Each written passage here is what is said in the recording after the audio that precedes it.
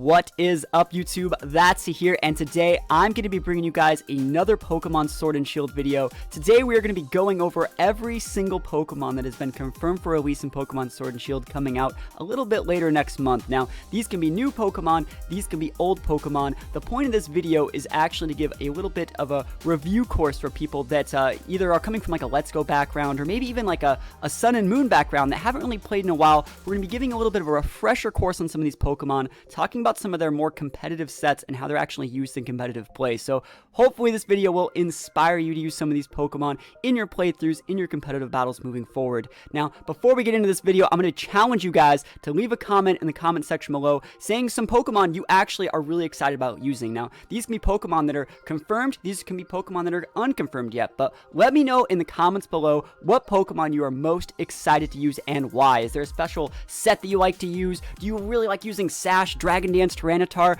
Do you really like using, Eject Button, Hydration, Goodra? Let me know in the comments below what some of your favorite Pokemon are. I'm really excited to hear about it. But let's start this video off. So obviously there's going to be a ton of new Pokemon. This is the official, I guess, the most official we're actually going to get is Cerebee's list of confirmed Pokemon. You can see, obviously, there's a bunch of these new ones right here. We got Grookey, Scorbunny, Sobble, Corviknight. There's going to be newer additions. I think, like, Gothitelle is a relatively new addition. Same for Drampa. They're going to be highlighted in a little bit of a wider shade, and we're going to talk about those when we get to them.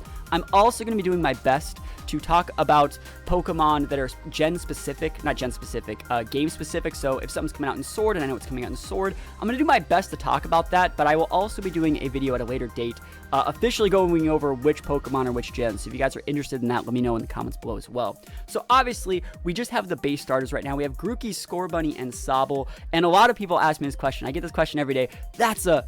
Which starter are you getting? And I always say, whichever one can beat the game the fastest. I just want to do my best to get into competitive battles. But if I had to choose a Pokemon based solely off aesthetics, I think I'd probably pick Sobble. I do like the more wizardy Pokemon a lot more. Like I like Charmander, I like Trico, so I like Totodile. That's like an alligator, I guess. But Sobble kind of fits that niche best. But also, like, Scorbunny seems kind of cool. I don't really know what it's going to evolve into. I know I've watched this anime called Summer Days a long time ago. I think that's what it was called. And it had, like, King Kazuma. Like, I'm getting super big King Kazuma vibes from Scorbunny. And as for Grookey, I don't like monkeys. So, like, sorry, Grookey gang. It's probably not going to be Grookey unless there's like a real reason for me to use it. Also, I guess I didn't really like Chespin back when it came out, but now Chespin's probably one of my favorite starters because Chestnut is just awesome. So all these Pokemon are really cool. All we really have are their base abilities, Overgrowth, Blaze, and Torrent. We don't know what their hidden abilities are going to be. We don't even know if we're going to get hidden ability starters until maybe, Sword and Shield 2. Who really knows? Maybe that'll be like a Pokemon home feature like it has been in the past. You can see Corviknight down here. Corviknight's so far a fan favorite.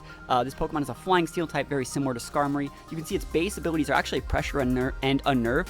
Two of the better abilities especially in doubles, but also in singles. Like Pressure is a highly underrated ability, and also its hidden ability, which is not on here for some reason. I think it's called like Magic Coat of some sort. It pretty much like blockbacks, like intimidates and stuff like that. So hidden ability Corviknight, expect that to be humongous and a definite staple. Like this Pokemon is going to be super used. If you thought Talonflame was used a lot in Gen 6, holy moly, get ready for the Corviknight spam.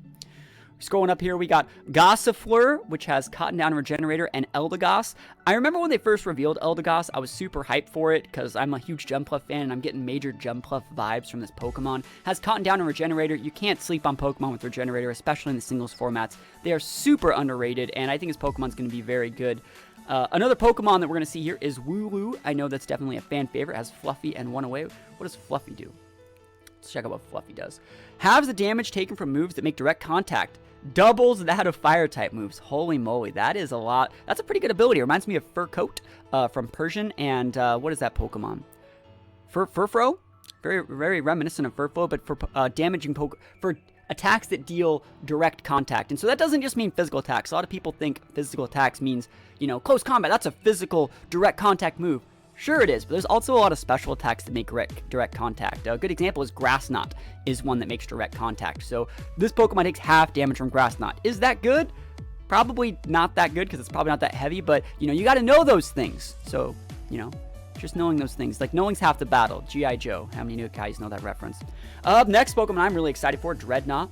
Dreadnought gets Strong Jaw and Shell Armor. This Pokemon's super cool. I'm super excited to use its Gigantamax. Gigantamax. I know I was pronouncing it miscorrectly in the video I did the other day, but what is it? I always called it Gigamax. And isn't it more like Gigantamax or whatever? Like Giga, like Giga Drainer? I don't really even know. And you guys, correct me if I'm wrong. Someone can sound that out in the comments. And after that, we got Yamper and Impidimp Ball Fetch. This is probably not a great ability. Pokemon is not holding an item. It will fetch a Pokeball from the first failed throw of the battle. That is not a great ability. But you know what? It's probably good for a playthrough. Just it doesn't say it has to be the active. Kind of like Pickup. It reminds me of Pickup, but who knows? It's a cute Pokemon. People are going to use a ton of it. I expect to see a ton of it. I heard earlier from some leaks that this Pokemon is able to be caught very early in the game, so I'll probably have one. Hopefully it evolves into something cute. Impidimp, I know a lot of people are excited to use this Pokemon because it's a dark fairy, very unique typing. You know, makes that neutral damage to fighting. Still has weaknesses to like poison, steel. What else is that? Poison, steel, and there's one other really big one that was like very unique that I was thinking of. I'll get to it later, but yeah, very unique typing, right? That's a very unique typing. Hopefully it gets some really cool evolution, or at the very least has just enough like speed to still be usable. I think this Pokemon's going to be another fan favorite as well. I'm really excited to see what the shiny version of this Pokemon looks like. This is a Pokemon, Roly-Coly, that I think everyone forgot about. I think everyone forgot this thing existed. I'm getting major vibes from whatever Gigalith's base form is. This definitely has Gigalith vibes, has Steam Engine Heatproof. Heatproof is a great ability, not really on a fire type, but let's see what Steam Engine does, just to give a little bit of a refresher course. If Pokemon is hit by a fire type or water type move, its speed drastically increases, so it's probably a ×2 boost. So if this Pokemon can rock like a... I get it? This Pokemon can rock like a... I mean, obviously 50, 51 would be, because as long as you're fast on base 100, I think you're pretty fast. Because, you know, that's the base speed for, like, Salamence, Flygon, Zapdos, Staraptor, what have you. There's Mega Kangaskhan. There's so many Pokemon that have the 100 base speed that anytime you can outspeed base 100s, you're actually doing pretty good. Do I think it's going to get base 100? No. Even its final evolution, if it gets one, we'll probably chilling around 35, maybe 40. So maybe you might have to use an Adrenaline Orb and Steam Engine to actually make this thing, you know, roll around and do something, but I'm definitely excited to try it, because like I said, I love Gigalith, and I'm getting major Gigalith vibes from this guy. Alcremie, this thing is super good. This thing has like a super mega Gigamax, Dynamax evolution thing where it's just super like oppressive and can just like heal your whole party every single turn. I expect this Pokemon really cool. This Pokemon reminds me of Vivillon from Gen 6, where it has a bunch of different like colored forms where you got to collect them all. And I know even towards like the end of Gen 6, there were still people on like active Reddit forums trying to trade for like different Vivillon patterns. So hopefully there's you know, a community behind this Pokemon as well, and I think it's gonna be pretty fun to use if its stats aren't too terrible. Speaking about Pokemon whose hopefully stats are not too terrible, we got Duraludon. This Pokemon reminds me of, I got this all these Pokemon, I'm saying, oh, this reminds me of this reminds me of this. You know, they always say there's no new ideas under the sun. Maybe the same thing is, you know, correct for Pokemon. But this thing reminds me of Druddigon from Gen 5. Just because it's probably, I don't know if it gets an evolution, but like as a steel dragon, and they have very similar body types in my opinion. This thing gets that super big like steel nuke move, which is pretty cool. If this Pokemon gets an evolution, it's going to be meta for sure. It might even still be meta if its stats are in the right place. So who knows? I don't really know anything about this Pokemon. Maybe if someone knows, they can fill me more in the comments below. But so far, looks pretty cool. It's great typing, like same typing as Dialga, and Dialga's busted. So yeah, good Pokemon. We got Morpeko, Morpeko, Hunger Switch. Is this like a Galiciopod ability? Pokemon that can have... Alright, oh, what does it do? Doesn't even say. Oh, changes Morpeko's form every turn. Okay, so it's a little bit like... oh, what is that Pokemon? Is it... It's not Diancie. What is that Pokemon? Meloetta. So it changes between like, you know, dark and brown. And I guess it's an electric dark type. Also very unique typing. Adding some weaknesses to electric, because electric, you know, historically only has those weaknesses to like ground. But adding like dark and bug weakness, you know, electric doesn't really do that much to combat like dark and bug types. So we'll see how that actually comes out. I don't think this thing's going to get an evolution. It reminds me of like a Spinda of this game. But we'll see if it can actually like switch it and it gets some new unique egg moves. I think if this thing got like Fake Out, maybe like Endeavor and a priority move or something like that, maybe it gets like Faint, this Pokemon could see play. Who really knows? Maybe it's like a fast Encore user. We will actually see. I think this Pokemon might see play just because it's going to be an important Pokemon in the actual storyline. I think one of the main characters uses this, and who knows? Like, Emolga's not terrible. Like, Togamaru's not terrible. All those Pokemon like that still see play today.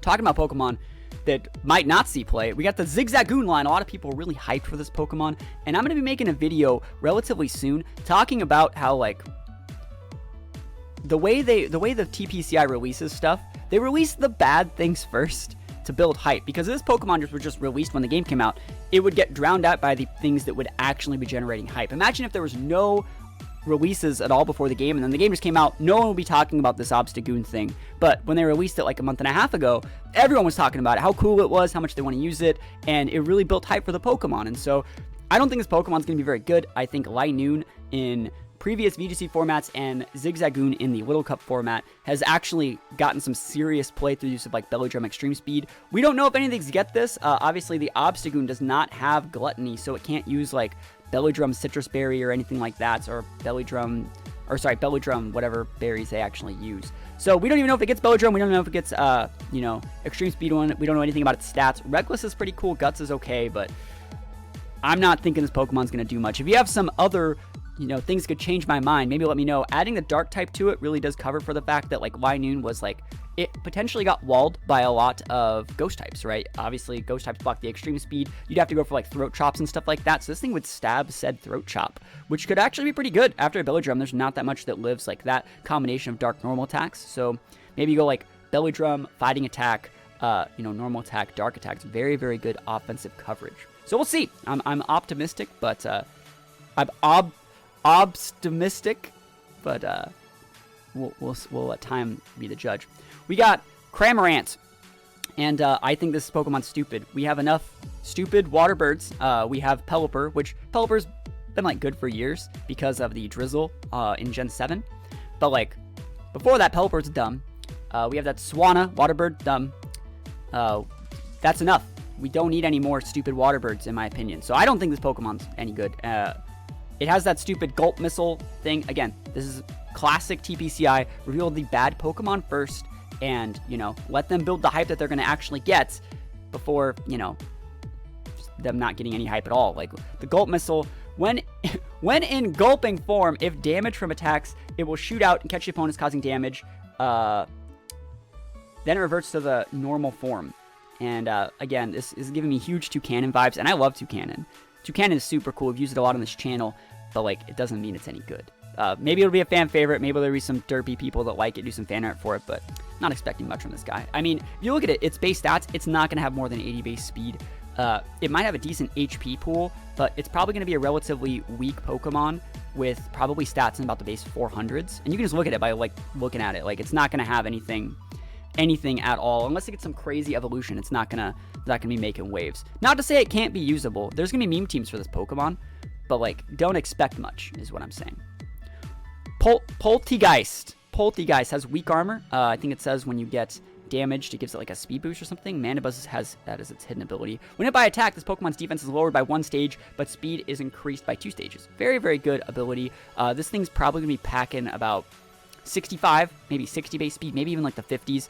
I don't think this is a good ability on it. Maybe it gets a hidden ability that is somewhat better. Literally anything could be better. I'd take Pressure. I'd take so many more things that common ghosts have. Maybe like a Levitate would be very, very cool. This Pokemon is going to be another fan favorite. This Pokemon might actually see play just based on its ghost typing. Ghost types are very niche, especially in doubles.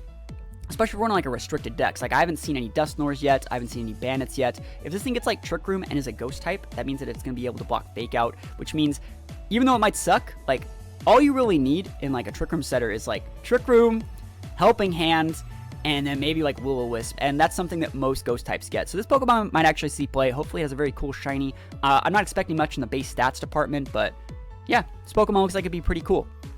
Up next, something that a lot of people are really excited for is Farfetch'd and its evolution Surfetch'd. And we can see this is going to be a Pokemon Sword exclusive, obviously because it has a huge sword. A lot of people are hyped for this Pokemon, and again, this is TPCI releasing Pokemon that aren't going to be very good first. Sorry to break your bubble. You can be the person that mains Farfetch'd and use Farfetch'd and everything, but in reality, I think they already did the calcs, and Surfetch'd has like a 65 base HP, and any Pokemon that's running around with like Steadfast at 65 base HP, even if it has like a 130 base attack stat, which it won't, it's not going to be doing anything, because like Surfetch'd probably isn't going to be getting more than like 75, 80 base speed 65 base HP, like 75 base HP.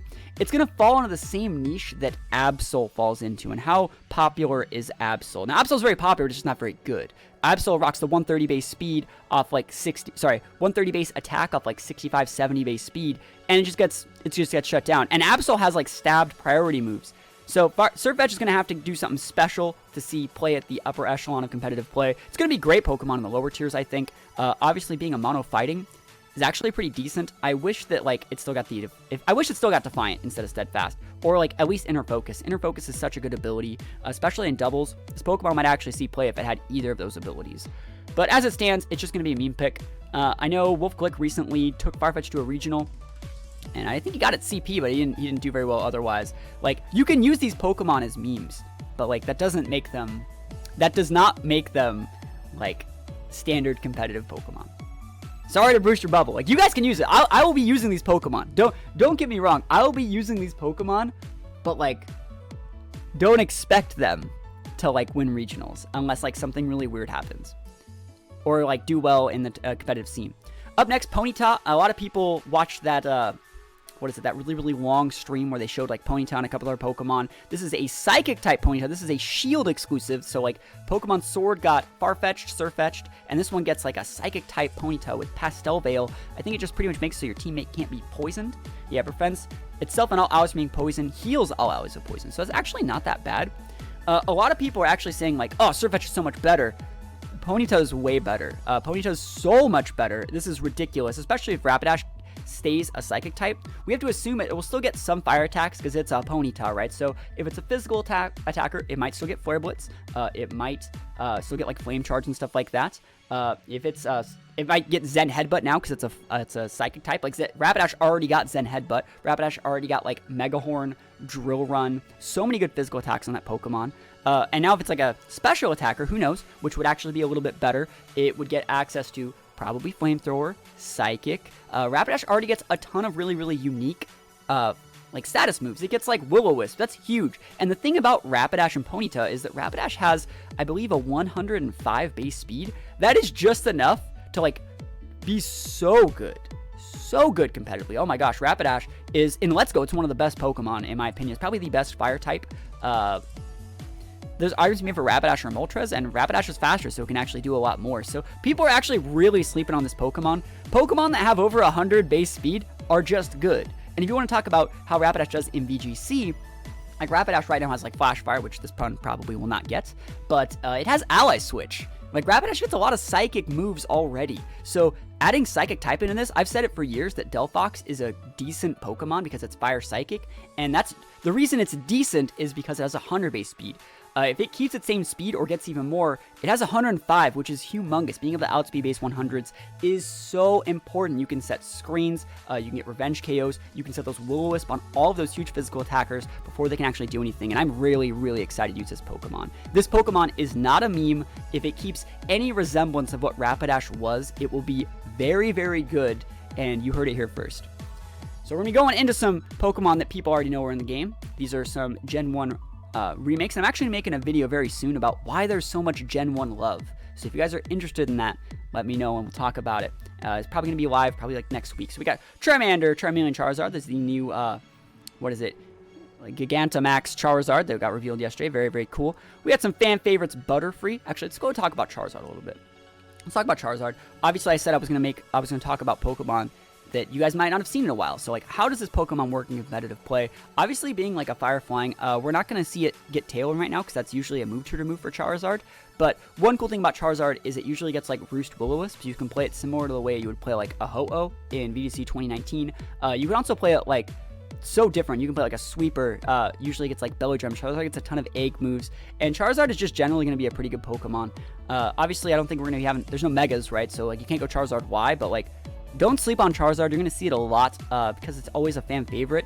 And so, sure, in singles it's weak to Stealth Rock, but in doubles, Fire Flying typing is pretty decent. Charizard gets useful status moves and can provide great team support and revenge KO potential. Like Scarf Charizard was huge back in the day. There's so many viable Charizard sets. This Pokemon can pretty much do anything and expect a lot of it. After that, we got Butterfree. We got our boy Butterfree. They revealed the Super Butterfree form the other day with the amazing what is it? Z Befuddle, or what? Not Z Befuddle, but like Befuddle attack that can put things to sleep, paralyze. It can also poison, and it's so good. That the move is so good. Butterfree is going to be very, very good. But again, this is another one of those cases where Game Freak is revealing Pokemon that are bad first, so they're saving their hype for all their really, really good stuff. Butterfree, right now, everyone's hyping on it because it was the best of those Pokemon, I feel, that was revealed. Well, maybe not. I think Charizard's going to be better than Butterfree because, again, 100 base speed Pokemon beats Pokemon that has 65 base speed. Butterfree requires a lot of setup. And sure, that Befuddle move is very unique and good and can totally dominate a game, but there's very few situations in which Butterfree can dominate a game. Like, take it from me. I know everything about that Pokemon, and I've used so many different sets, got so many CP with it, using all these different sets and all this different stuff with it. And if I say it's hard to get off and hard to use, I'm probably right. So a lot of these people saying like, oh my gosh, Butterfree's so broken, this game's going to be so dumb. It's like, chill. It's on a Butterfree. You can just attack it. Even if it is in its super mega form, it's really still going to get KO'd. And even if it has a Sash, well, don't lose to a Focus Sash Pokemon. It's not that hard. So Butterfree is pretty cool. I'm very excited. I actually think that the fact that Butterfree gets this super form means people are going to like want to use it, and my inner hipster is like calling out to me being like, that's my bad thing. Like, I'm the guy that does that. And so like I'm sad to see more people trying it, but I'm also happy to get free wins because it's a very hard Pokemon to use. We got the Pikachu line. Pichu, Pikachu, Raichu. We have the Pikachu with the super mega form using that, what is that, super gigavolt or whatever that paralyzes your opponent's Pokemon. Very, very good Pokemon. These Pokemon have been historically good. I've seen a lot of people like talking about like, oh, poor Raichu, because like, oh, there's these new Pikachu forms and like, oh, this Pikachu gets a light ball, but like when it comes time to actually win stuff, people are just going to still use Raichu. Raichu being in the decks is very, very good for competitive play. It gets Lightning Rod, which is huge. It gets Fake Out, which is huge. Encore, which is huge. And it can still use, like, Fling, King's Rock strats. Has a 110 base speed, so it's, like, super fast. And there's so many cool things it can do. We use Sash, priority moves. Vested Raichu's been good in the past. Expect this Pokemon to dominate regionals, probably starting about February or March once people have, like, learned the format a little bit. I plan on using Raichu with my very first regional because that's free CP. Like, you want free CP, use a Raichu. I'm serious. This Pokemon is literally free CP if people don't know the formats, because it's just Encore Fake Out is too oppressive of a combo for a lot of setup teams to deal with, especially if you're adding like Fling King's Rock or even like a Sash Raichu. There's so many cool things this Pokemon can do, and you can expect to do very good. In the singles, it's not as good, but having 110 base speed and those those support moves make this Pokemon a very, very threatening lead. We have the Clefable line, and obviously these Pokemon are very, very good. They get Follow Me for doubles in singles. They're still really, really good. I don't think they'll be able to get like rocks or any sort of setup moves, but you can expect this Pokemon to be very good. Having Magic Guard and Unaware makes it so like if it's Unaware, they can't sweep you with their setup mons, because Unaware, is very unaware of those boosts, and Magic Guard means you can't like Toxic Stall it. So cool Pokemon, always a fan favorite. I would say there's a lot of people that really like Clefable, so it's really cool that it's still in the game. I like that a lot. It's a safe choice, and I might even use it in some VGC moves as well. We see Ninetales here. See that Drought? It's pretty good. If we can get hidden ability Ninetales, that might be a very popular team, like Scarf Charizard Ninetales, Scarf Ninetales, Sash Ninetales. This Pokemon historically has been amazing, and especially in a meta where there's very limited weather, there's always going to be a polar option on weather. The only issue with Ninetales, I think, is that there is Tyranitar in this game, and Tyranitar is going to be very popular, so you're going to expect to see a lot of Tyranitars. You might be able to do a thing where you bring Ninetales to force them to bring in your Tyranitar, and then you punish the Tyranitar with a fighting or ground attack or, what have you. But Ninetales is going to be very, very good. Ninetales gets Solar Beam, so you can Solar Beam those T-Tars, and I don't know if they're going to keep the 200 base power Solar Beam from Let's Go, but if they do, if it is sunny and T-Tar's caught out in the sun, Solar Beam's going to cook that guy. So expect Ninetales to be very popular as well. You can expect me to use it a lot.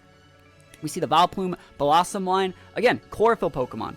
Chlorophyll Pokemon, when paired with the Drought, gives that huge speed boost. I think Blossom gets a lot of very unique support moves that, plays similar like a Lilligant. Very, very good Pokemon. There's been people that have historically done well in it in VGC 2019 with Blossom. I think Blossom and Vileplume both have great stats. Obviously Blossom is a little bit more supportive. Blossom is... There's like a car like outside my house.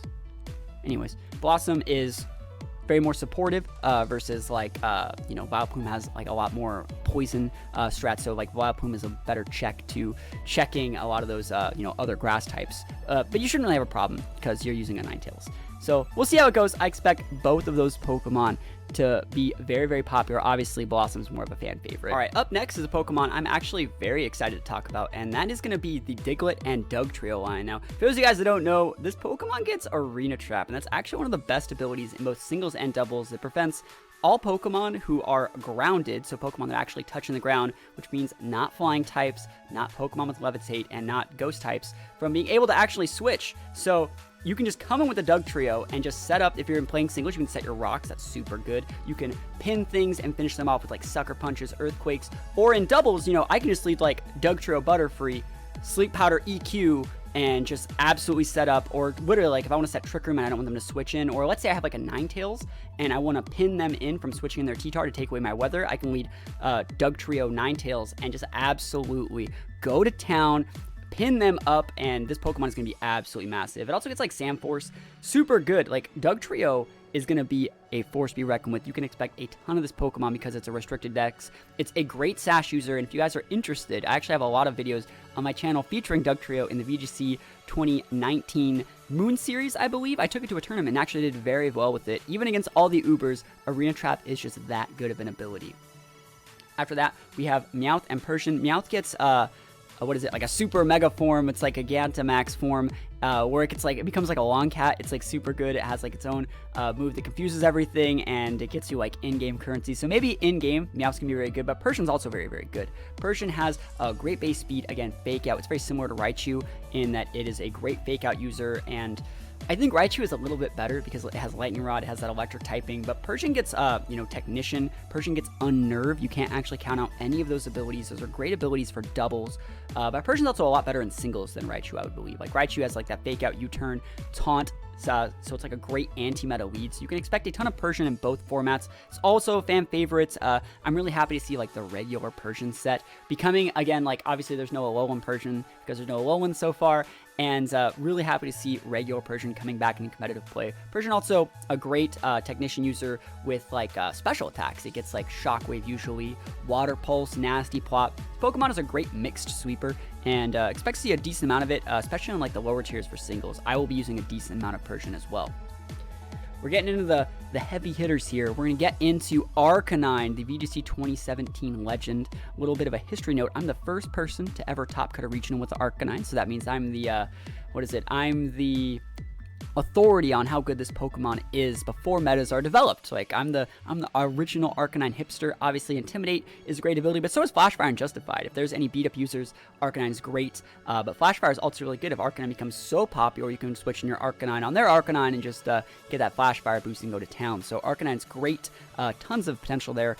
Vest sets have been popular. I've top cut regionals and got CP with Life Orb and Weakness Policy, but obviously people like the berries, they like leftovers. Arcanine is super, super good. Expected to see it in almost every single team right when the format gets announced, because all the people that are going to be coming from previous formats, at least in the doubles metas, are going to be beelining for Arcanine. So if you have a Pokemon like that Dugtrio, if you have a Pokemon like those Tyrannitars, like those things I'm talking about that maybe you should start to use these in your competitive games, like those Raichus, those are going to be great at punishing these Arcanines, because Arcanine is just going to be so popular. It has 95 base speed. All the Pokemon I recommended are things that outspeed that. You know, speed is the most important stat. If you're not first, you're last. And while Arcanine does have a pretty decent base speed, there are a lot of other Pokemon that do outspeed it and, you know, can actually super punish it. But expect to see a ton of Arcanine. We got our boys, the Machamp squad. These guys have that big no guard. They also have like Steadfast and Guts. I was using a QR team one time, and the team had a Machamp in it, and it was a Guts Machamp, and it came down to Machamp versus Pelipper. And the guy missed a Hurricane on this Machamp because the Machamp wasn't no guard. And then I hit him with a Thunder Punch and won the game. And that was one of the funniest things ever. So obviously no guard is the best ability, but it is kind of funny messing with your opponent's head when they expect their moves to have 100% accuracy and they don't. So Machamp's huge. I've used it in a ton of formats. It was on one of my teams for the Worlds 2017 season. And Machamp just amazing. It gets a bunch of the guard moves like Wide Guard and stuff like that, but it also gets that huge dynamic punch. And Machamp's going to be a really fun Pokemon to use. It always a fan favorite. I love Scarf Machamp in every single format. Dynamic punch, 100% confused, 100% hit rate with no guard. You cannot count this Pokemon out. It's super, super good. Coming back into it, we have the Haunter Gengar line. Now, these guys are some spooky Pokemon. A lot of people like these Pokemon. Very, very fan favorites. I would be surprised if we didn't get like a super mega Gengar for. Maybe they'll reveal around Halloween or something.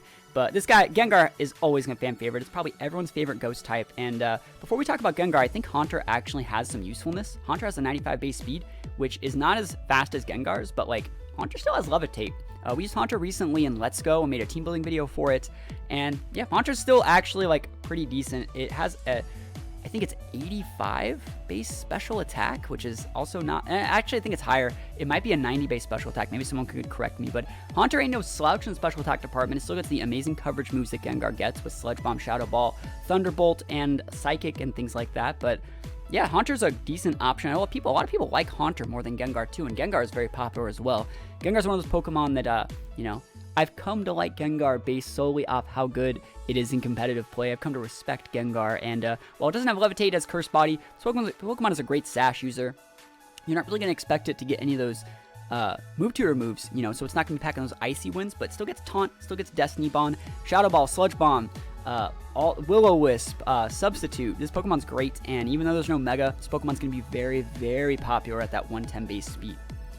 After that, we're going into some Stealth Rock setters. We got Onix and Steelix. I like these Pokemon a lot. Expect me to use a lot of Steelix when I play some singles. Steelix is probably one of my top 3 favorite Stealth Rock setters. I even made a Steelix team in VGC recently. It was that Melodic Stealth Rock's like Dragon Tail team. So like Steelix is actually usable in the VGC formats. I think Wolf Glick used it a bit in 2018. He used Gyarados Steelix, very good coverage there with Mega Steelix, but regular Steelix is fine. It gets the guard moves, like Wide Guard and stuff like that, and Rockhead, Sturdy, Sheer Force, those are great abilities. Like, great typing, great abilities, great stats on these Pokemon overall. They're completely fair, and Steel Ground is just a great typing. Obviously, you have big weaknesses to, like, you know, fighting and ground attacks, but, like, you're completely nullified to electric attacks, and that's like super, super underrated so far. We haven't seen that many ground Pokemon. We haven't seen that many steel Pokemon, so putting those together, if you can cover up for that like fire, ground, fighting weakness, you know, you're gonna be in a pretty good spot. And yeah, I expect to use a ton of Steelix. They're definitely one of my fan favorites. Definitely one of the cooler shinies, I would say too. We have the Hitmontop line. I didn't even know about this, so this is great news for me. Tyrogue, Hitmonlee, Hitmonchan, Hitmontop. Again, these Intimidate users, they're so important, guys. They're so important to see in the doubles format specifically. Same thing for Fake Out users. Hitmontop's been historically always one of the top 3 best Fake Out users. I would say in the history of the game, maybe Hitmontop might even be the best one. But I do think that Hitmontop's been the most popular. It has Fake Out, it has Wide Guard, it has Feint, it has Helping Hand, it gets that close combat. It also gets like Technician and Steadfast, Technician for the singles formats. Another Pokemon I think is actually going to be really, really slept on is Hitmonchan. One thing about Hitmontop, when you send it out, right, and you use Intimidate, you can see the speed tiering. Intimidate activates based on your speed tiering, based on the whole board when it's sent out. So like, if you're using Hitmontop, and you're trying to compare if your Fake Out's faster than their Fake Out, well, if you have very similar speed tiers, well, you don't want to show if you're faster or slower sometimes. So sometimes you might actually want to go with Hitmonchan instead and just go straight for the inner focus, which means even if they Fake Out you, even if they're using like a Raichu or something that's super fast, you can still Fake Out Raichu's partner so they can't set up. And so I've actually wanted to use a Hitmonchan in doubles for a long time, but it's really hard to get a hidden ability Hitmonchan. You'd be surprised how hard it is. I've been trying to do it for a couple years. It's actually really, really good, and I plan on using it a decent amount once Sword and Shield come out. Last but not least, we got Hitmonlee. Hitmonlee's always a fan favorite. I see more often than not, Hitmonlee is definitely more of a singles Pokemon. It has Unburden. We'll see if like the normal gem Fake Out is still in the game to proc the Unburden. You may have to do like something else, but Hitmonlee's a great Pokemon. Unburden can double its speed. Reckless is still pretty good, and Limber's actually not that bad. Makes so you can switch in on like Thunder Waves and stuff like that and not get paralyzed. Hitmonlee's a great choice for singles. Hitmonchan's a mix of both, being good at singles and doubles. And Hitmontop is more of a doubles pick, but it has its usefulness in the lower UU like RU singles formats in my opinion as well. Technician's not a bad ability. Anything that gets Technician is actually always going to be pretty good. Up next, we got some Galarian form Pokemon. We got Coughing and Wheezing, and it looks like there's no regular Wheezing here, which means we haven't seen regular Wheezing, which I just didn't know if we were going to get regular Wheezing, but a lot of people are talking about this Wheezing, and I'm going to make a dedicated video for it in the future, just all about the Wheezing and why I actually think the Wheezing is actually really, really bad. I know a lot of people are like, I can't wait to use, you know, Galarian Wheezing with Regigigas and slacking and I can turn off their bad abilities and just be super good. But in reality, like, that's just going to be really bad, because to do that team, you always have to have your Weezing on the board. And if you have to have your Weezing on the board, well, Weezing isn't very good. Even if it has this awesome fairy poison typing, it's weak to ground now, and it's neutral to poison, and it's weak against steel, and it's still weak against psychic, and that's not good. Those are some very, very popular types. So Weezing is a trap. If you want to run a Weezing, you run it on your team and you just kind of never bring it. You make your opponent respect the fact that you can switch it in if you're ever going to run it, and you just never really run it. And even if you're running a Weezing, I still think Levitate's better. I still think Levitate's better. Being able to switch on those ground attacks, being able to pair it with something like a Dugtray or something like that, or like a big Earthquake user, that's super important. And this Pokemon, again, classic case, TPCI. They're revealing bad Pokemon first or earlier on, so they can build up hype that they would generally otherwise never get. So Weezing's really cool. Maybe we'll see like a Galar and Arbok too. So like Team Rocket can do something kind of cool. Maybe that I could totally see that happening. And Weezing's gonna be a fan favorite. A lot of people are gonna try this, but I'm just trying to warn you guys that it's not gonna be as good as you think. It's a very similar playstyle to like if you guys saw like Meowstic in like 2015. The way it would work is people would do like Meowstic and another Pokemon. And the way you would beat that team is you would ignore the Meowstic all game and just tunnel on the Meowstic's partner, because what is a Meowstic going to do? Weezing's the same thing. If they lead like Regigigas Weezing, well, I'll just nuke your Regigigas with 2 Pokemon. And what is your Weezing going to do? Like, Regigigas can't protect anyways. Same thing goes for like Slacking. Like, sure, Slacking could protect bait you like one time, and your Weezing could go for like a Will-O-Wisp. Oh no, it's Will-O-Wisp.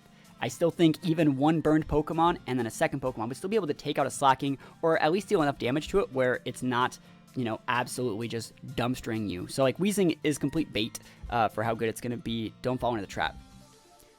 A Pokemon I expect to do very, very well. We were talking earlier about how good ground types are. Rhyperior. This Pokemon gets a Lightning Rod.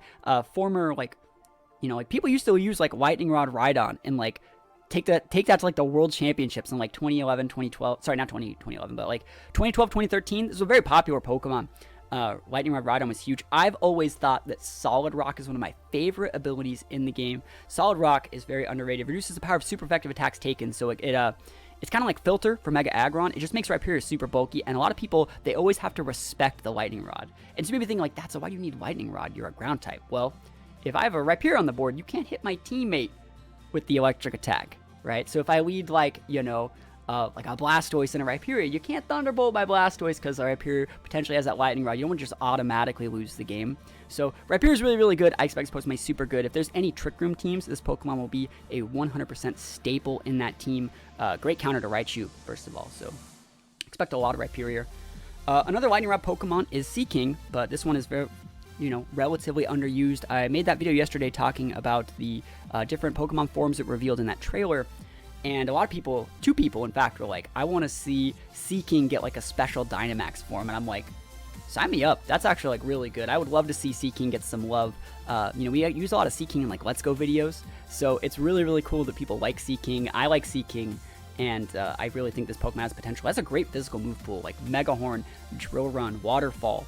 Has a great physical move pool, and his Pokemon could actually be something. I'd love to see Seaking rocking around like a 130 base attack. I think that'd be hilarious. And, maybe we'll see it, maybe we won't. Up next, we have Magikarp and Gyarados. Obviously, Gyarados is one of the best Intimidators in the game. It's one of my favorites. You can expect me to be using a ton of Gyarados. If you're a fan of the Let's Go content, or even my, VGC content, I love Gyarados. And this Pokemon is just going to absolutely dominate most of the metas that it's in. Gyarados historically, great in singles, great in doubles. I've done literally everything with this Pokemon. I've done Choice Scarf, I've done Assault Vest, I've done Z-Move, I've done, like Wiki Berry, I've done Leftovers, I've done Sash, I've done so many things. I think I actually have a video on my channel titled How to Use Gyarados, where I show off like 6 different sets I've used to get like, either money or CP using Gyarados. So Gyarados is a Pokemon that is like very close to how I like to play with my playstyle, so I'm really excited to use Gyarados, and I'm happy that it's in the game. We're seeing a lot of Intimidate users, which means that's actually a good thing, because when a meta in doubles at least has like 2 Intimidate users, the meta becomes like, I will use these 2 Intimidate users and I have to use them and they're so good and they're so pivotal to my strategy. But when a meta has like 7 Intimidate users that are all like varying degrees of like viability and speed tierings, you can actually see like a great, a lot of creative team building, because sometimes you don't need to use the fastest Fake Out Intimidator. Sometimes you don't even need to use Fake Out Intimidator on the same Pokemon. So like in a meta like this, like if it was just Hitmontop and like, if it was just Hitmontop and Arcanine, you'd see Hitmontop and Arcanine in every team. But now, because there's like Gyarados, you can add like a Gyarados to the team to check the Arcanine and not run the Hitmontop instead. You see like that little bit of a triangle that it creates, and then maybe people will start taking like Raichus to start taking the Gyarados, and you see how that creates like a healthy metagame from there, where people have to then run a ground type to check the Raichu, but also that checks Arcanine, which makes Gyarados even better. And so like stuff like that, the more Pokemon that we have with similar good abilities, the actually better it is for the game. After that, we got Lapras. Lapras is another Pokemon that a lot of people talked about in that video yesterday. They want to see Lapras get like a special Dynamax form for itself. I could totally see that. Lapras is amazing. Lapras is a fan favorite, and a lot of people like it, so I could totally see Lapras getting some play. It's great in singles, great in doubles. We used Lapras in a stream the other day. We used 2 different Laprases in one team. We had a physical Lapras and special Lapras.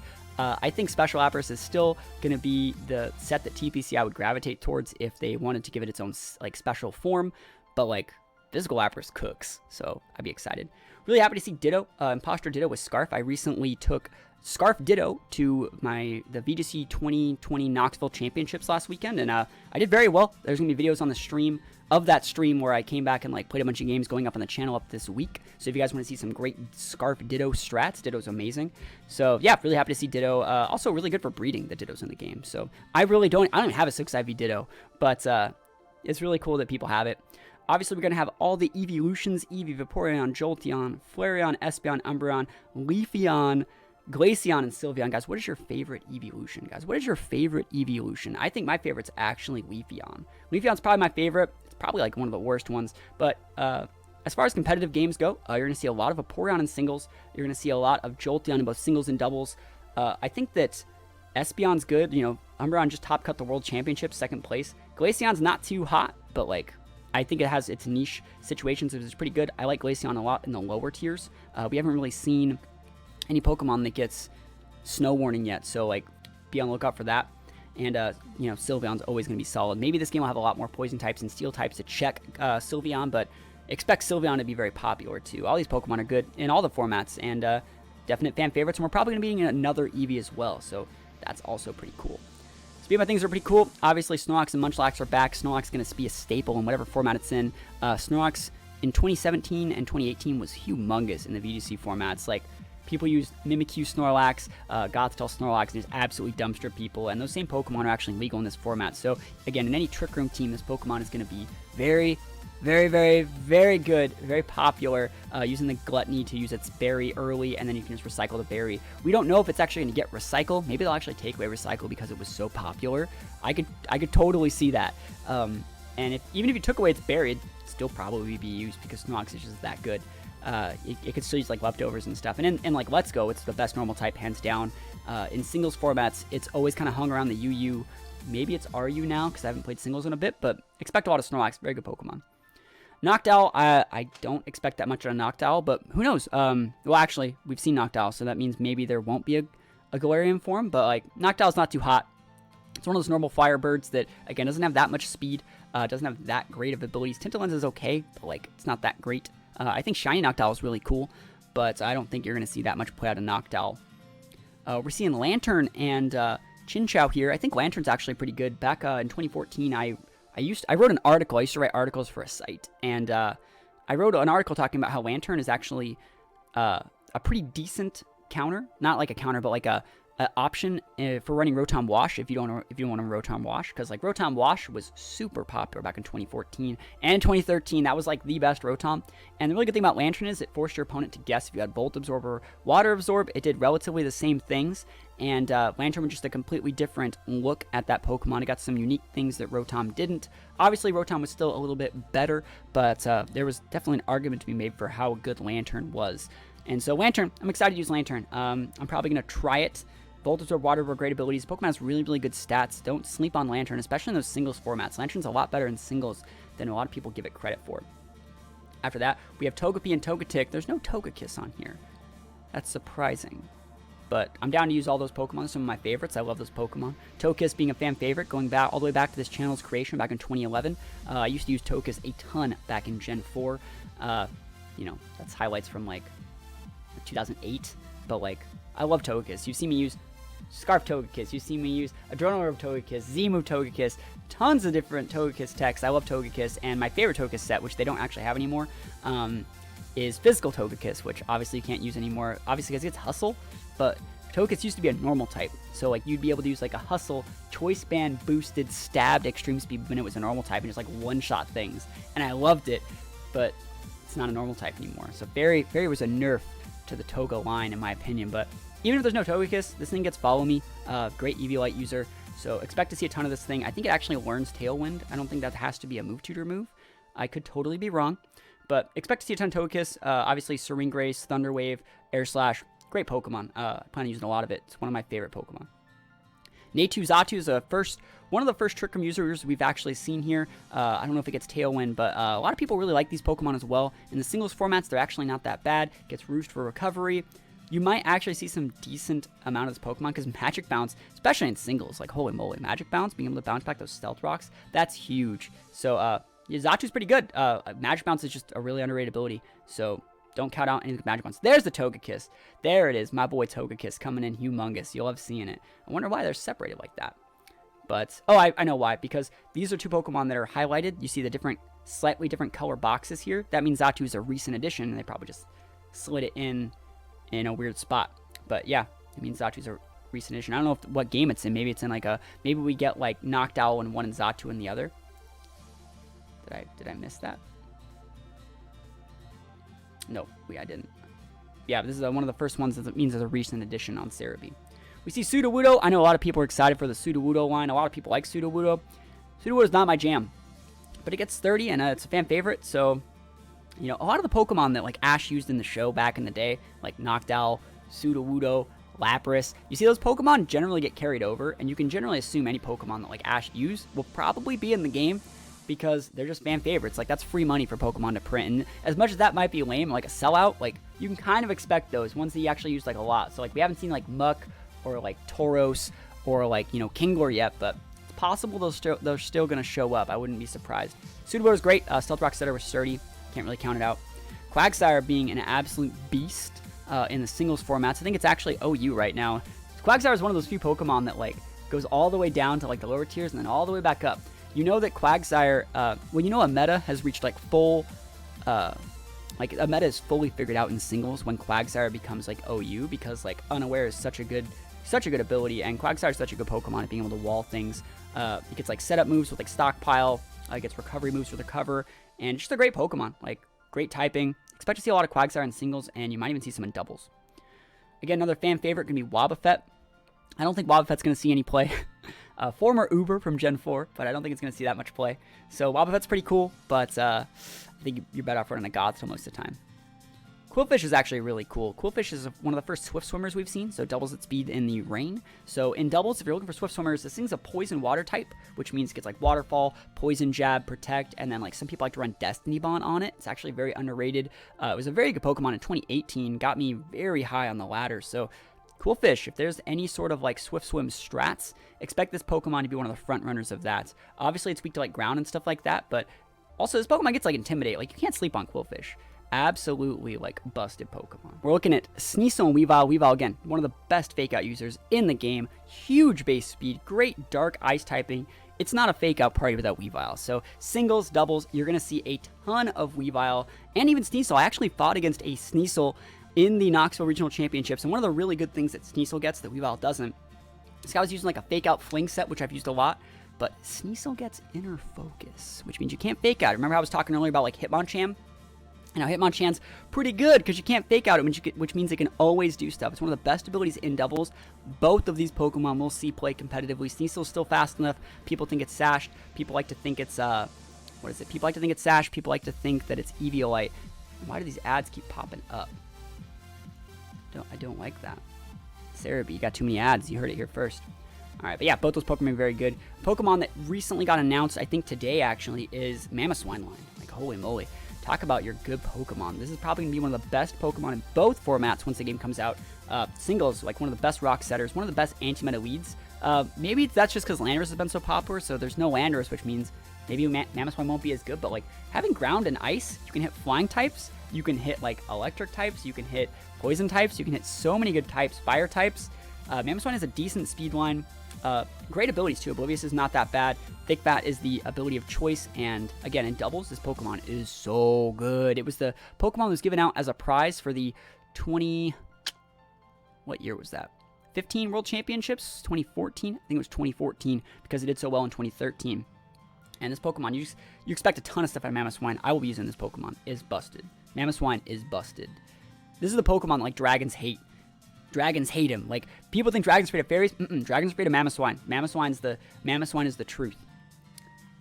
We can see the Mantine line. Holy moly, Mantine's actually a really unique Pokemon as well. I don't know if it gets Tailwind in this game, but like without a move tutor. But like Mamoswine. I almost mixed their names. But Mantine's really good. Gets like Scald.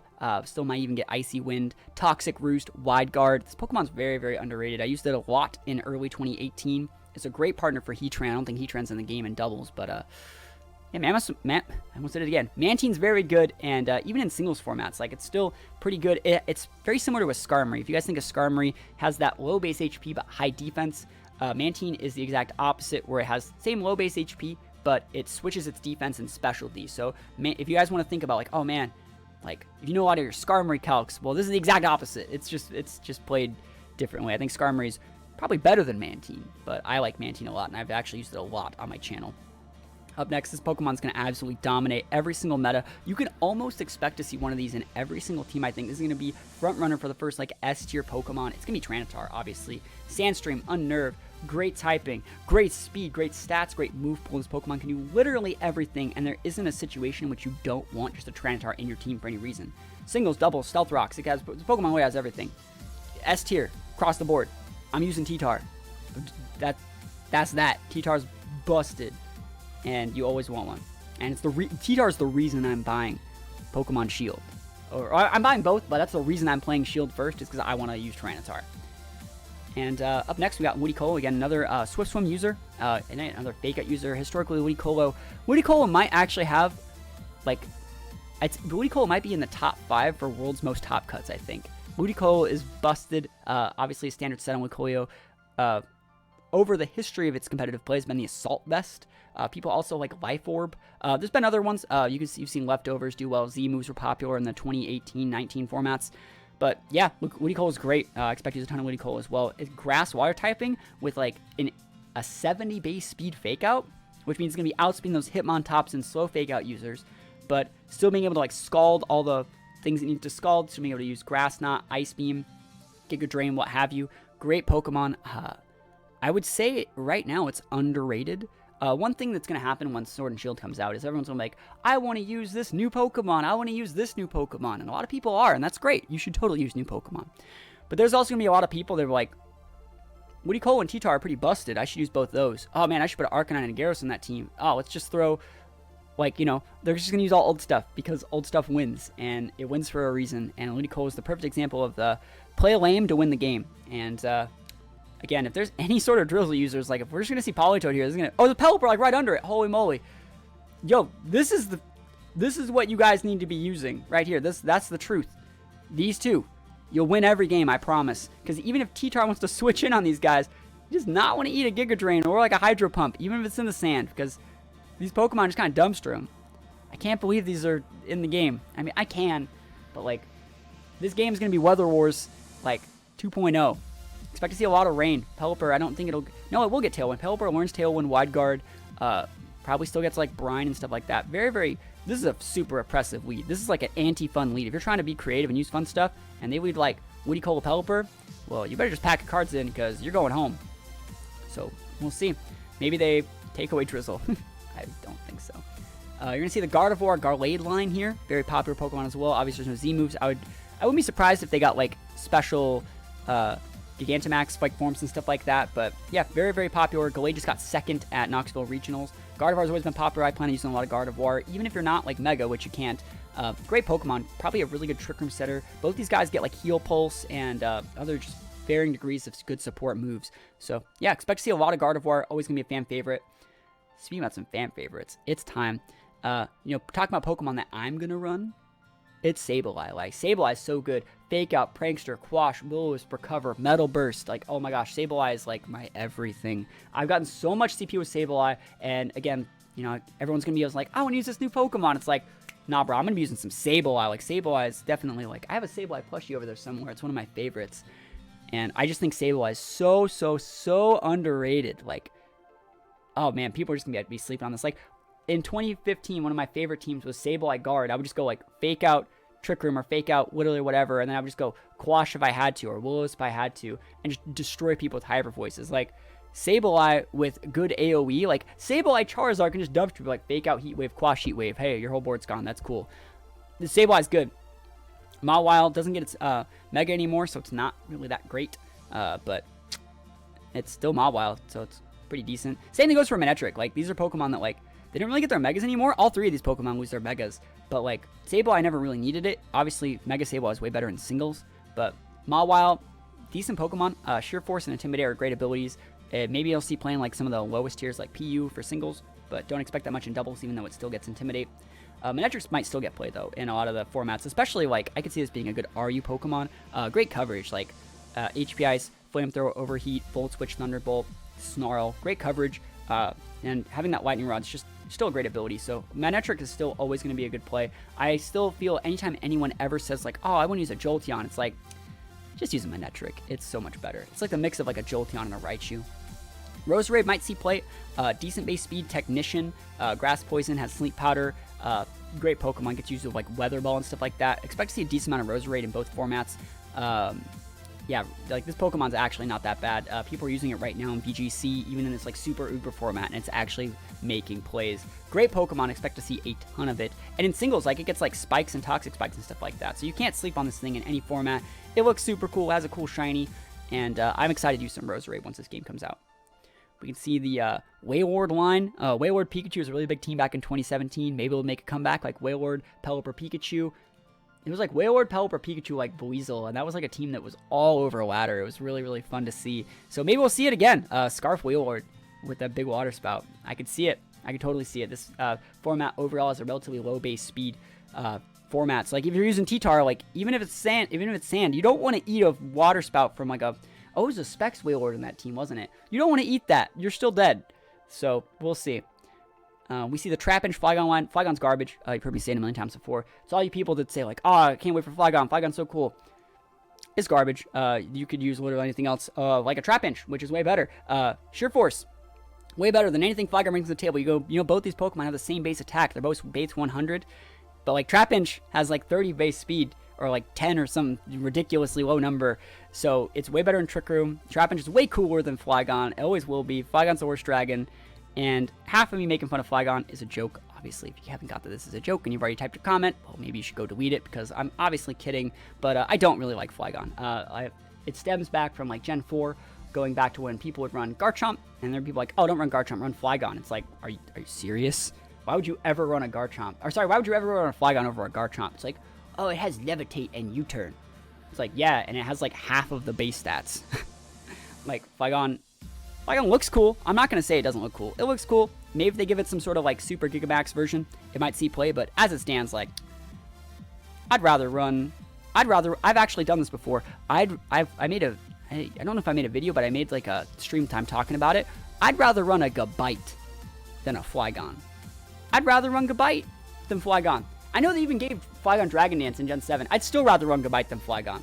And that doesn't make me like a Flygon loyalist. It just means that like, sorry, a Gabite loyalist or a Garchomp loyalist. It just means that I know that this Pokemon's bad. And no amount of like results will change my mind. Claydol. Claydol's up next. We have a good Trick Room setter, I think. I think this thing gets Trick Room. I believe it does. Levitate, Ground Psychic, amazing typing, good setup moves. If this thing gets, I think it gets Trick Room. Check it out. You got Trick Room, Chief? Holy moly. The world may never know. Whatever. We'll never know. Maybe someone in chat can correct me. If it gets Trick Room, busted. So good. Claydol busted. Great typing. Good coverage. Expect to see it. Also gets like really unique like psychic moves. I think it might even learn Ally Switch just like by learning it. So very underrated. Up next we got Melodic. We got the big Melodic. Melodic's so good. All these juicy Intimidate Pokemon. It's like, Chief, it's Melodic. Competitive, get the special attack boost. So expect to see a ton of Melodic, at least from me. I'm probably going to use Melodic in every single team. Vested Melodic is one of my favorite sets. You can Dragon Tail to stop Trick Room. You can Ice Beam to stop Dragons and Grass types. You can Scald to kill literally everything else. And last move, you just put Mirror Coat on it. Why not? Good Pokemon. Bunch of cool items though. Like I've seen Adrenaline Melodic do good. I've seen Berry Melodic do good with like Recover, Protect, stuff like that. Melodic's a great Pokemon and you know, a solid addition to any team, especially if Rain and T-Tar are big. Just throw Melodic in there, you'll be fine. Like Rain, Sand, even like Sun, T-Tar, everything, like all the Pokemon I listed in the whole list. The only thing that like beats this is like Raichu. It doesn't even like beat it. So, because like you're just gonna be able to like bulk them out. So like really be on the lookout for Melodic. Up next we got the Dusknoir line. So these guys are in the game. These guys are the primo ghost types, and expect to see a lot of these if Trick Room is at all popular, because these guys get Frisk, very underrated ability, most singles and doubles. They can set a bunch of cool stuff, get great Will-O-Wisp, get great action. Dusknoir is a little bit more offensive. I don't know if we'll see a lot of Dusknoir. It's usually a lot more like Eevee, like Dusclops, but you can expect a ton of these Pokemon if there's at all like a bulky meta and it's not just super like oppressive stuff like that. Like this is a great Pokemon versus like Rain. Like what's Pelipper or Ludicolo gonna do to like a Dusclops? They're not even gonna be able to kill it with like, you know, like Scald Brian won't even kill this thing. It'll live forever. So really good Pokemon. Expect to see a lot of Dusclops. Gotta pack those Dark types builds. Finish this thing off. Up next we see the Glalie Frostlass line. Again, we haven't really seen any Snow Warning users, but Frostlass, great Pokemon. Very similar to Gengar. If you're planning on using a Gengar, maybe you just think about using Frostlass if you want better coverage. Obviously, Gengar can hit, you know, grass types with Sludge Bomb and also hit those, those fairy types, but like Frostlass can hit those flying types with that Ice Beam as well as the grass types. So if you want a Gengar that plays a little bit differently, they both get the same type of moves like Shadow Ball, Ice Beam over Sludge Bomb. They both get Thunderbolt. They both get Destiny Bond. Frostlass is obviously a little bit weaker, but I think Frostlass comes packed with a little bit more versatility in some situations. They both have Curse Body. Frostlass, they both got like Will-O-Wisp and stuff like that, but I think Frostlass actually can bring a little bit more to the table in very specific situations. Obviously, people, when they see the Gengar and they know what the Gengar is going to do, sometimes when people see a Frostlass, they're like, oh, this could be Scarfed. Oh, this could be this set. This could be that set. Frostlass can actually make a lot of plays, and I'm really excited to use it. See Vespiquen, this Pokemon, very cool. You don't really see it that often. I think it actually learns Tailwind, so it's one of the better Tailwind setters, or one of the few Tailwind setters. It gets like Work Order, like Attack Order, Defend Order, Heal Order, and stuff like that. So it's not amazing because it has like a huge weakness to rocks, and there will still be Rock Slide users and Stealth Rock users, but plan on me using this Pokemon a little bit. I like this Pokemon, and I've always wanted to try making a competitive set for it, so at least in some meme videos, Vespiquen might see play. Cherum's always good anytime you see like a Sun team, so like Ninetales Cherum might be pretty good. Has Flower Gift. Flower Gift, for those of you guys don't know, boosts the attack and special defense stats of itself and its allies while it's sunny, so it just pops like Helping Hand and just like absolutely makes your teammate like a beast. Even something like a Ninetales can just make absolute plays in doubles, so this is a double specific Pokemon. Also, I guess Troopy has Chlorophyll. Oh man, Gastrodon's in this game. I didn't even notice that. Gastrodon, and I was talking about Melodic. Gastrodon's a check to Melodic. So if like you're seeing a lot of Melodics and you're like, oh, I can't beat this Melodic, maybe you put like maybe you use like a triple Intimidator team, throw Gastrodon on there, so when they finally bust out their Melodic, like they can't break you because you can destroy them right away. Their Scalds, they're gonna have to Ice Beam you down, and you'll eventually just be able to Toxic Stall them out. So Gastrodon's pretty cool. I've top cut regionals this. I'm one of the first people to do so, and I use Gastrodon at some point every single season. It's one of my favorites. Like one of my favorite teams ever is like Arcanine, Sableye, Gastrodon. Like those Pokemon are all in this game, and so you're gonna expect to see me use a lot of those Pokemon in this game. Drifblim, not too good in this format. I would say it was really only good in the 2017 to 2019 formats because of like Psychic Seeds or like, you know, Misty Seeds and stuff like that being paired with a Tapu. If we don't see any Tapus in this game, it's gonna have a really hard time activating its Unburden. Aftermath isn't too hot. I've actually thought about making Flare Boost work. Look at this ability. Powers up special attacks when the Pokemon is burned. So it's a 50% boost, by the way. So like what I want to do is like Will-O-Wisp my own Drifblim and have it already be like a Specs Drifblim. So like I can lead Sableye Drifblim, I can Will-O-Wisp my partner, and I can just like one-shot someone with like a Specs Flare Blitz boost. Sorry, Specs Flare Boost boosted like Shadow Ball or Psychic or what have you. I think it's a meme team for sure, but it avoids Fake Out, and it definitely goes against what most people would think when they see the Drifblim in the first place. I guess I could also run like Hex, and so like if I want to Will-O-Wisp them next turn with a Sable, I can like Hex them and just deal like your one shot and literally like anything with that. It's hilarious. Talk about Trick Room Setters. Bronzong is primo Trick Room Setter. This might be the best Trick Room Setter in the format. It gets Levitate and Heat Proof, so you really got to watch out for that, because like you're like, well, maybe I should try an Earthquake it. Maybe it has Heat Proof, or like, well, I think it has Heat Proof. Maybe I should Flamethrower it. It's a little bit of a guessing game. So in best of 3, you got to really do your best to figure it out. In singles, it's not too hot, but in doubles, this is one of the best Trick Room Setters in the history of the game. So expect to see a lot of it. Again, because Steel types aren't super premium, and I actually haven't seen that many Fire types either. So really watch out for this Pokemon. It's going to be a pain in the butt for a lot of players, especially newer players. Lucario is really, really popular. Always a fan favorite. Again, another Steel type. Great Pokemon, gets that inner focus that I was talking about. In singles, this Pokemon's great too, like Sash, Swords Dance, gets like extreme speed, close combat, gets like Blaze Kick and stuff if you need it, but in doubles it gets like, you know, Follow Me, Faint, extreme speed. It gets, obviously, the close combats, gets like Roars. I like to use a special Lucario a lot of the time with like Focus Blast. I know a lot of people don't like Focus Blast, but Lucario is very, very good, and you can't sleep on Lucario. It's always going to do well. I've brought it to a bunch of regionals, whether it be Mega, Sashed, Z-Move, Scarfed, Vested. This Pokemon can do a lot, and expect to see a lot of it, because it's a fan favorite, and I wouldn't be surprised if TPCI found a way to like give you a Lucario like halfway through your playthrough, because they usually do, and you see a lot of it. Up next is going to be Hippowdon, another Sandstream setter, so that's really, really good. Some people might use this over T-Tar, especially like Trick Room teams. It might be a little bit better if the T-Tar's team has too bit of a big weakness to fighting. Hippowdon's actually a great option. I would say Hippowdon's actually more popular in singles, especially Battle Spot singles, as compared to T-Tar. I didn't know it was in the game. I assumed it was just T-Tar. So having both those guys, sand teams might actually run both of them. So you can switch from one. So like, let's say you lead with T-Tar, and then they lead with Pelipper, and like the Pelipper underspeeds your T-Tar. You could switch to like your Vested Hippowdon to reset the rain, or vice versa, you know, and always have sand. Always have it. So having both those guys in the same format in a Dex that has a relatively lower power creep. Obviously, there's no like Ubers that are going to be legal in this format. No Z moves, no Megas. It's going to be a relatively lower power creep. Hippowdon might actually see a lot of play in conjunction with T-Tar, and it's obviously going to be OU in singles. The Pokemon's one of the best rock setters, and just great ability, great bulk.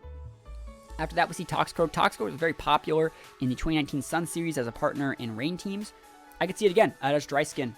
Dry Skin's a relatively good move. So is Anticipation. So good ability, being able to soak up water attacks and, you know, just be an absolute beast. Being able to be unhit by water attacks is just huge, and gain health, like, it's really, really good. It's an 85 base speed Pokemon, I think, and being poison fighting means it's actually very, very niche. It can KO things like T-Tar, it can KO a lot of big fairies, and it also just gets like Sucker Punch, other bunch of really cool moves. It gets Fake Out, Faint. This is a great Sash user. This is a great Vest user in doubles specifically, and expect a lot of Toxicroak at least once the format balances itself out. Maybe in like April, you're going to start seeing Toxicroaks pop up, because people are going to avoid Toxicroak and use Hitmontop originally.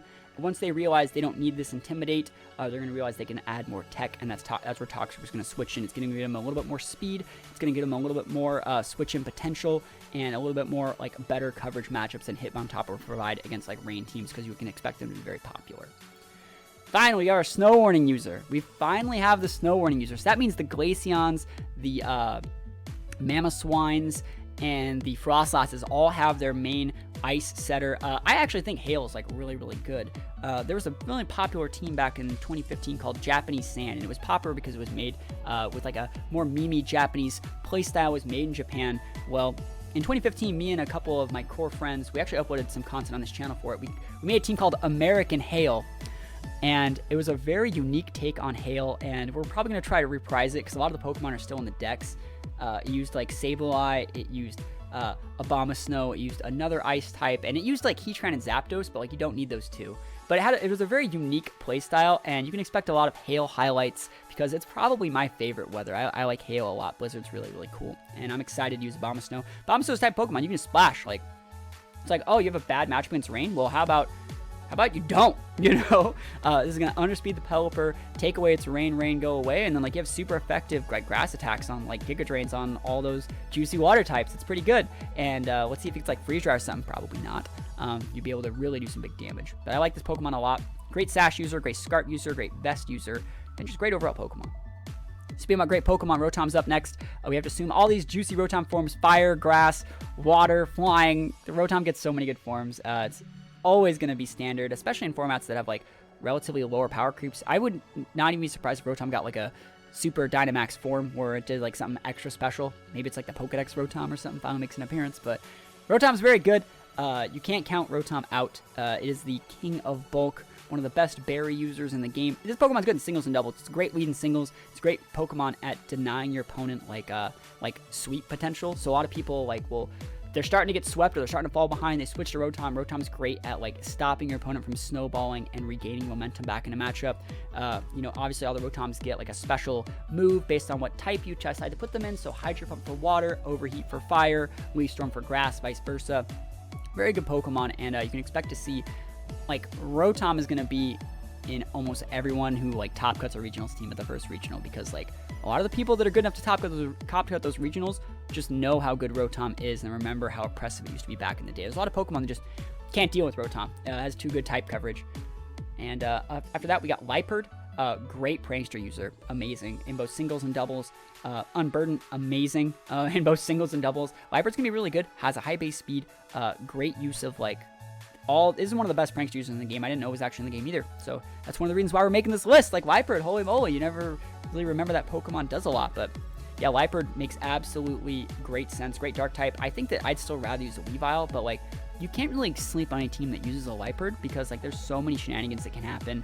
Liepard plays very similar to like the way a Thundurus did, but with fake out. So you can fake out, but then you can like Swagger and Thunder Wave. And I think in Smogon singles, like that's banned. Like I don't think you can use like Swagger and Smogon singles, but in doubles, like Liepard's gonna see a lot of play. It's a great Sash user. Really, you either use like Sableye or Liepard, and when you're building for that slot, both Pokemon bring a lot of cool stuff to the table. Liepard can also go like Fake Tears, Lord Thing Special D, and just make your teammate just absolutely nuke it. So like really underrated Pokemon, great speed tiering, great ability, and really looking forward to using it. We have Unfezant. This Pokemon is not going to be that hot. But all these abilities are not great. It looks kind of cool sometimes, but Pokemon just falls short. It ain't Talonflame, it ain't Corviknight, and it sure as heck ain't a Pidgeot. So this Pokemon not going to be too hot. Don't expect much out of it. Wow, this game has Gigalith too? Am I really about to run the game that runs like T-Tar Hippowdon Gigalith and just absolutely dumpsters everybody? Because this is like ridiculous how many weather stars reading. I'm actually liking it. Before making this video, I'd kind of just like glossed over Pokemon that run the game, but realizing it now, this game was 100% going to see, it's 100% going to be Weather Wars. It's going to be rain versus sand all year because there's just so many good setters. Like we haven't even seen a Politoed yet, but if we see a Politoed, it's over. You know what I mean? Like, holy moly, like that's going to be, it's going to be sand. It's going to be Weather Wars all year. So maybe you like that or you don't, but Gigalith's a great Pokemon regardless. It gets Wide Guard. It was really popular back in 2017 with Z-Move, so there's no Z-Move. But like Sturdy Gigalith's one of my favorite sets. It was on my 2014 Nats team. I would use Weakness Policy Gigalith.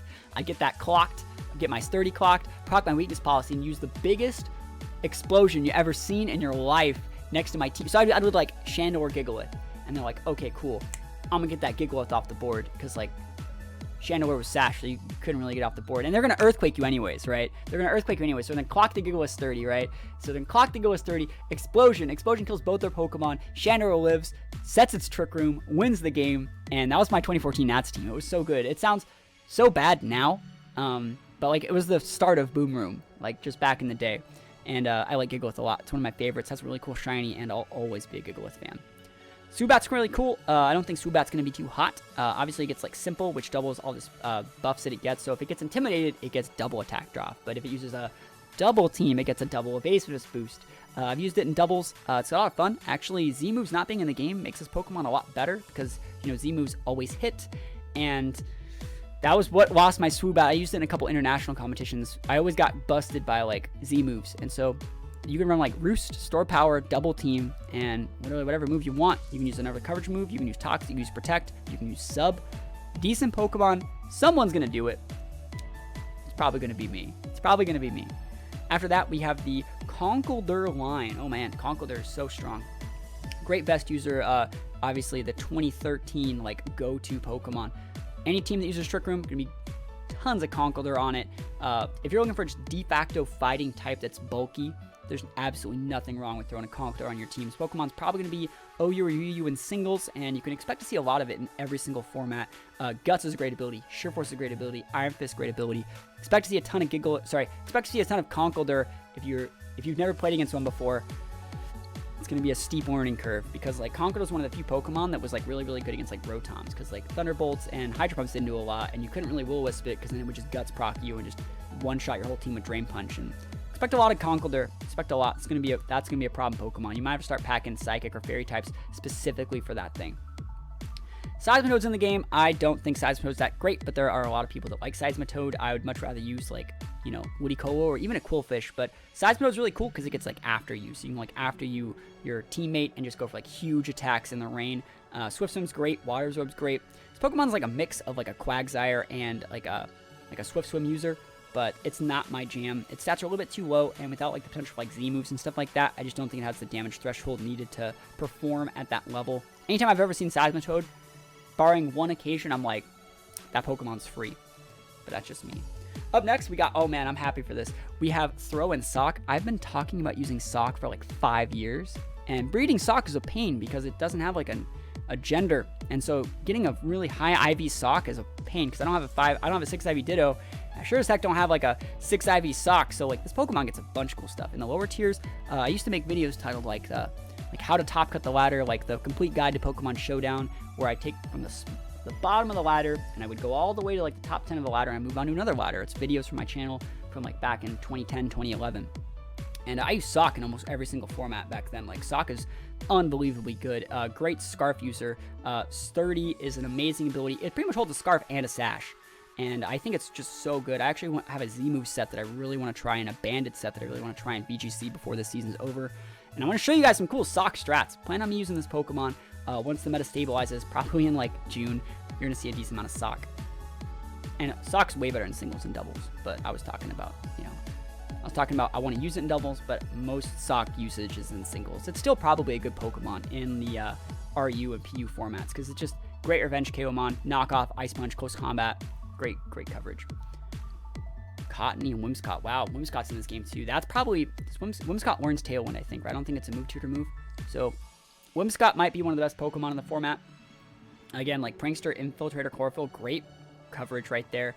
Whimsicott's going to be a problem to deal with. Like, again, there's that beat up user. You can pair this with Gallade. You can pair Whimsicott with like a Gallade, go beat up and just absolutely dumpster people with like a +4 Gallade.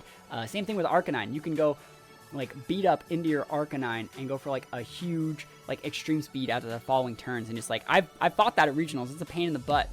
And expect a lot of Whimsicott, great Sash user. This is one of the more oppressive Pokemon, so depending on how popular Whimsicott is, we might get, a sneak preview of how fun the meta actually is. Going Trick Room, going Tailwind. The good player is going to be using this Pokemon from day one, and you can expect that. Maractus, it gets Water Absorb and Storm Drain and Chlorophyll. This Pokemon was probably only included because of the Bring Back National Dex. Like, I want my Maractus. It's someone's favorite, but like, Maractus ain't that bad. Like, Storm Drain is a really good ability, and on a solo grass type, it's the exact opposite of Gastrodon. So if Gastrodon's really popular, like a big problem, you might start to see some Maractus. You really might. I would not be surprised to see some Maractus.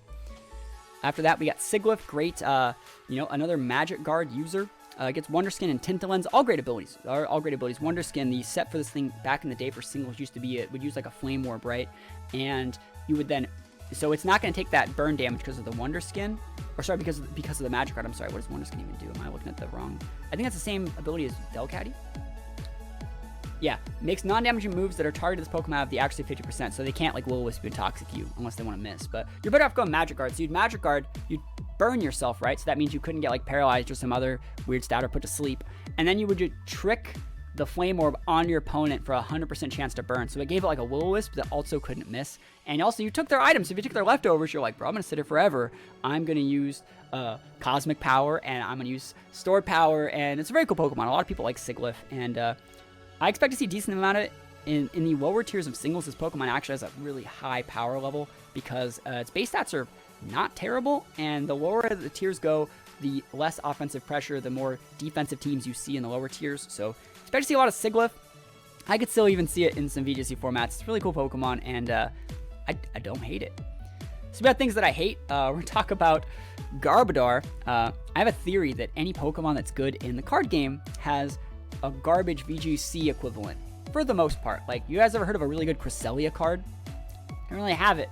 But, like, Zoroark, on the other hand, is, like, one of the best trading card games. Like, and this is a good example. Like, Garbodor is one of the best, Seismitoad, for another example, is one of the best, most oppressive trading card game cards of all time, and it's garbage in the video game, and vice versa. So, like, Garbodor, super, super good in the card game. Not that great in the video game. Maybe we'll see someone make a fun set with it in a Trick Room team, because it gets like that stabbed gunk shot and stuff like that. It's not that bad, but I'm not expecting a lot. After that, we got Chinchino and Minchino. I've actually seen I actually am building a team for this that's gonna be popping up next week. This Pokemon's really, really good with like a King's Rock, because you can put Skill Link on it, right?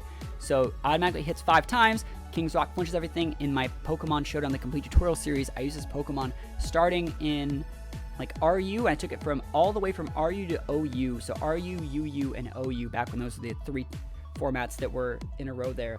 And I got top 10 in all the formats with various Minchino and various Chinchino sets. I used Fling King's Rock. I used these are on singles. I didn't use the Fling King's Rock in singles. I do that in doubles. But like, I've used Scarf sets for Revenge KOing. I've used Sash sets. I've used the King's Rock sets. Pokemon's actually really, really underrated, and I plan on making a VGC team with it relatively soon. I think it'd be a really good Scarf user, because you can use like Scarf Bullet Seed. You can use Scarf Rock Blast, Scarf Tail Swipe, or Tail Slap. But you can also use like Scarf After You. That's good. Like Scarf After You with like a Layaway teammate, so they can't fake out you, and you just Z-move one shot whatever you're dealing with. You can use a Scarf U-turn. Great Pokemon. Very highly underrated, and I feel this Pokemon's good in almost every format. It has 115 base speed, which is very, very good. And people sleep on this Pokemon, and it's about time that they get a refresher course on how good it is, because it is definitely one not to sleep on. It's a lot of really good moves. Speaking about Pokemon that are going to absolutely break the game, it's Gothitelle, guys. I recently took Gothitelle to Knoxville Regionals. Like I said, there's going to be highlights from that team going up later this week.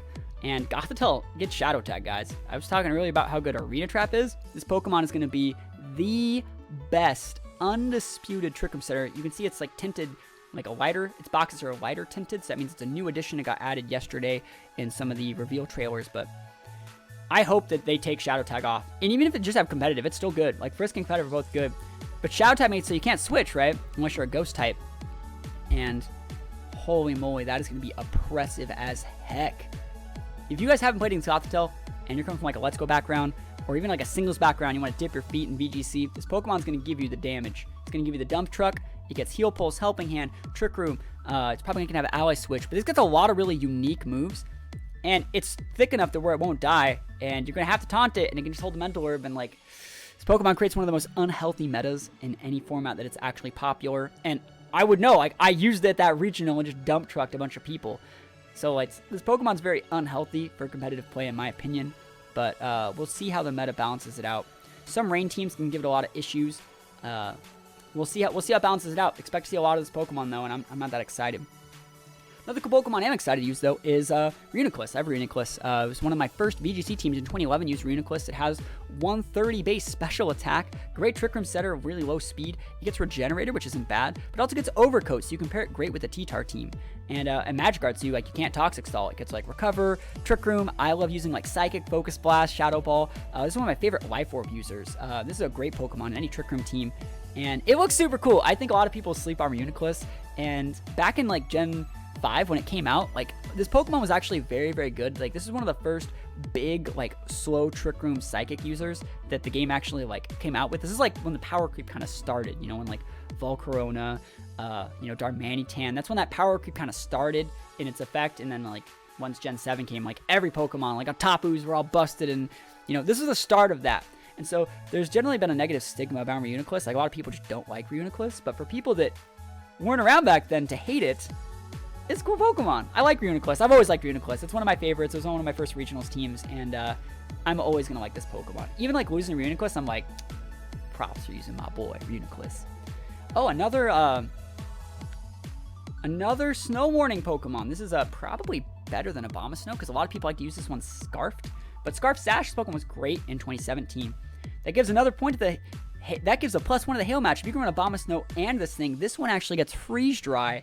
So, like, the double Hail squad is going to be really good against... The way it works is, like, Hail can beat Rain, right? Because, like, you know, this thing gets Freeze Dry. Abomasnow gets, you know, Giga Drain to beat all the water types. So, this one beats Rain.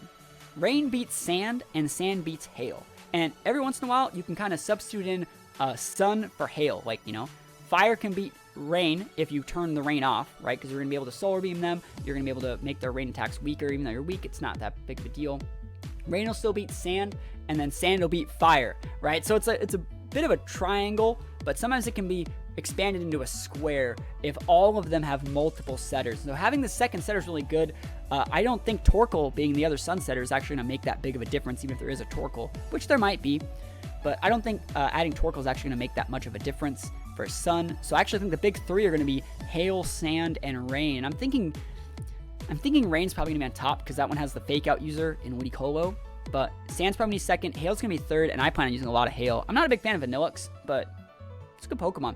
Expect to see it in singles and doubles. Gets a lot of unique moves. And remember, Hail gets Aurora Veil, and that didn't used to be a thing back when like these Pokemon were originally doing the Weather Wars back in like Gen 4 and Gen 5. So expect to see some decent Hail teams. More Pokemon we're talking about. We got a good Trick Room Pokemon. We got Escavalier Swarm Shell Armor Overcoat. If you're using any Trick Room team, this Pokemon is 100% edition. Great, slow, strong Pokemon. Amazing typing. Bug Steel. We haven't seen Scizor yet. We haven't seen Fortress yet. So Bug Steel's very underrated. We haven't seen the full Pokedex list, but like that's good coverage against pretty much everything. Like Kitar, dumpstered. Like what are they going to do? Rock Slide? Doesn't do enough. They're going to have to tech that Flamethrower to be able to do anything here. Expect to see a lot of Escavalier. It's great in the lower tiers too. This Pokemon's great. Great sub-user as well. Looks amazing too. Escavalier is definitely like a fan favorite. I like that it's pretty much just a Carablast with like a night costume on. I like that a lot. Pokemon that I ran in my very first regional that you're going to expect to see a lot of in multiple forms is Jellicent. I like Jellicent a lot. It gets Curse Body, Water Absorb, and Damp. I think Water Absorb's the best because it makes it so you can actually fight the Mirror Match a lot better. You can switch in on their Water Spouts and do a lot of things. It gets Trick Room.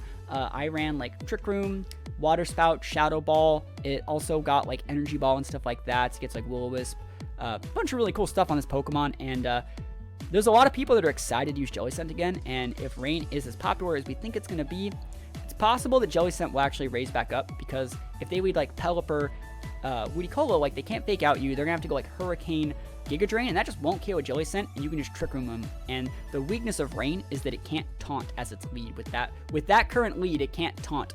So expect to see a decent amount of Jellicent as Rain counters.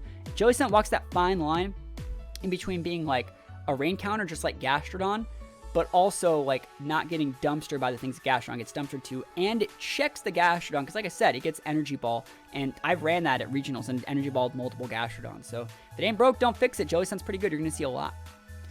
Speaking about things you're going to see a lot of, you can see both these. Galvantula, great Pokemon in singles. Gets that Compound Eyes for those huge Thunder accuracy boosts, and also it gets Sticky Web. Sticky Web's great in singles. We haven't seen that many Defog users or Rapid Spinners yet, but yeah, I mean, we're going to see...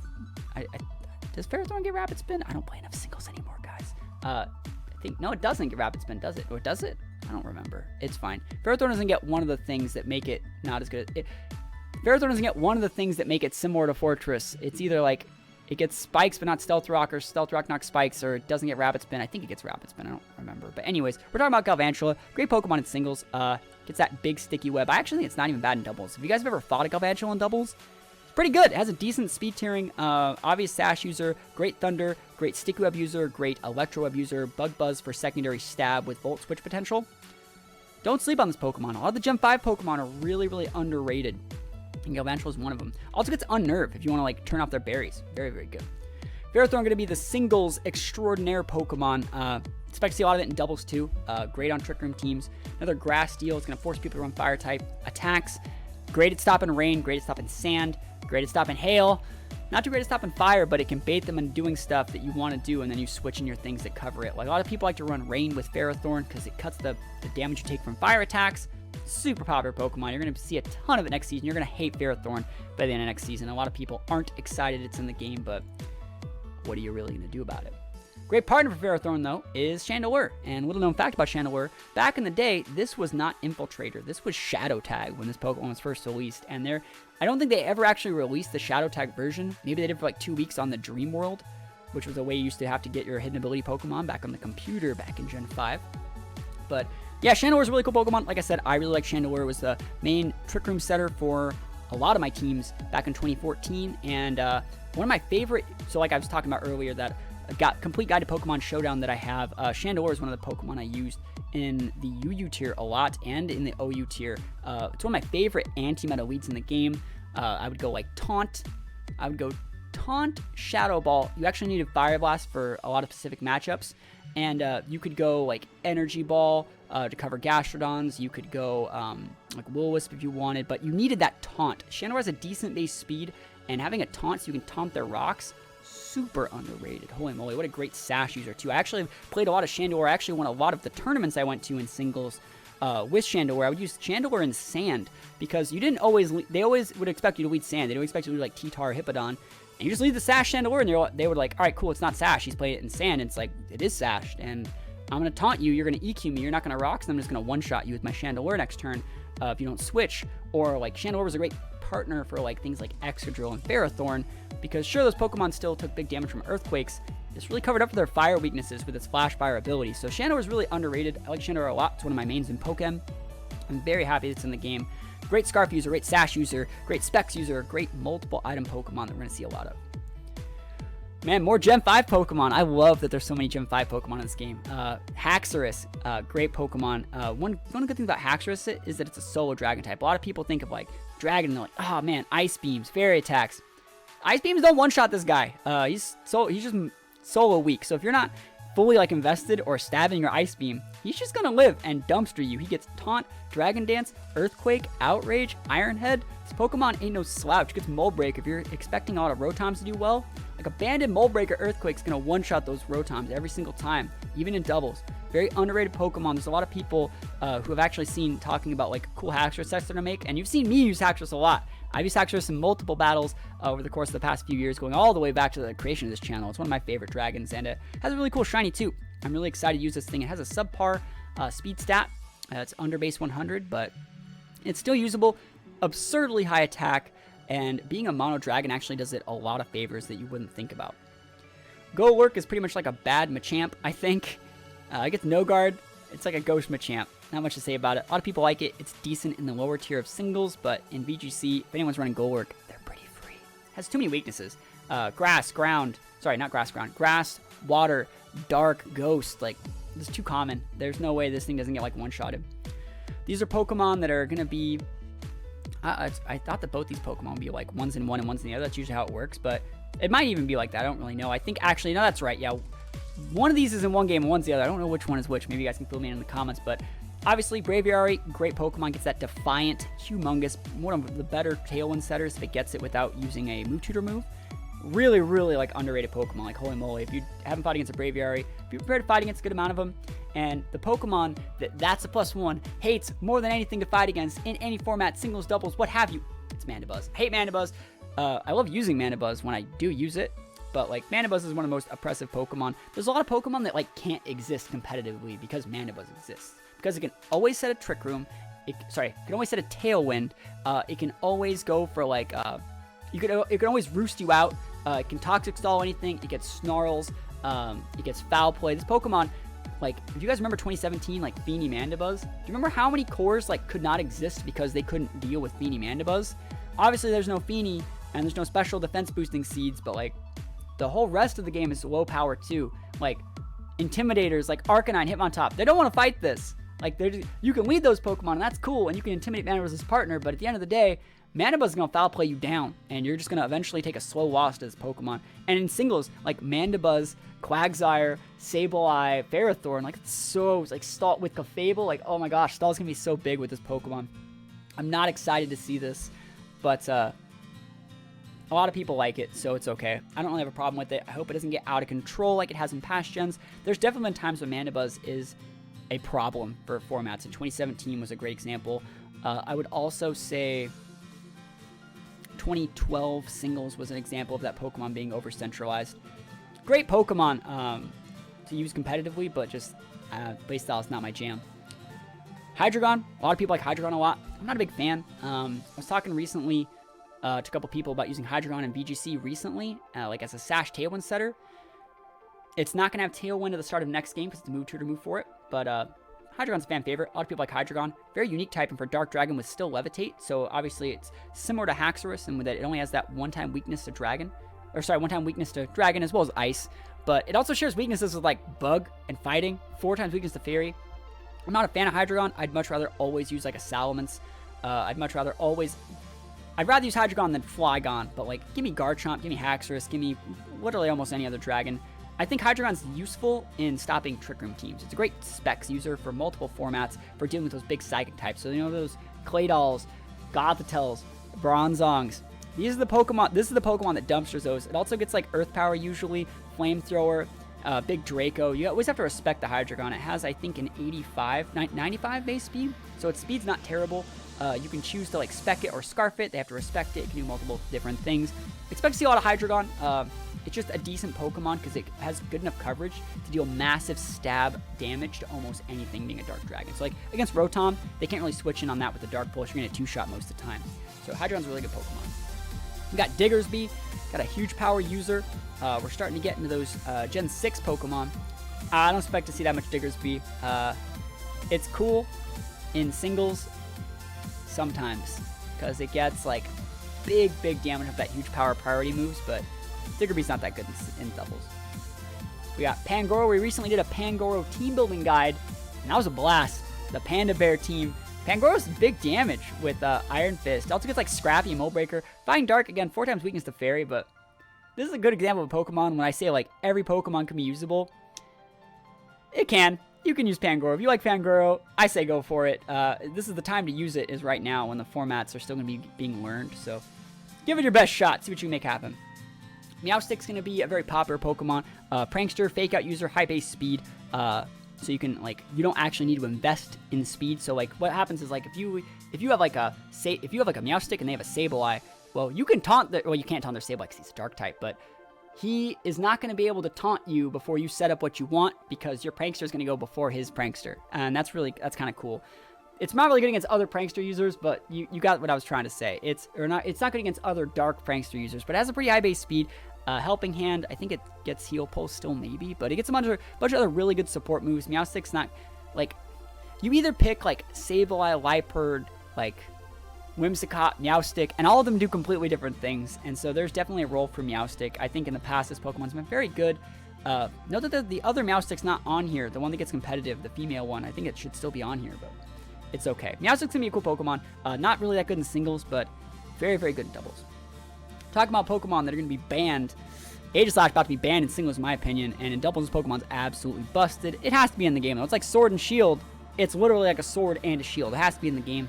The one thing I'm curious about is, I don't know if it's going to have access to Wide Guard, because the only way to get Wide Guard on it now is to go through like an arduous breeding line where you have to breed it with like a Bastiodon, and then breed that Bastiodon with a Gigalith to get Gigalith to have Wide Guard, and then like Gigalith breeds with the Aegislash. That's how you get Wide Guard, right?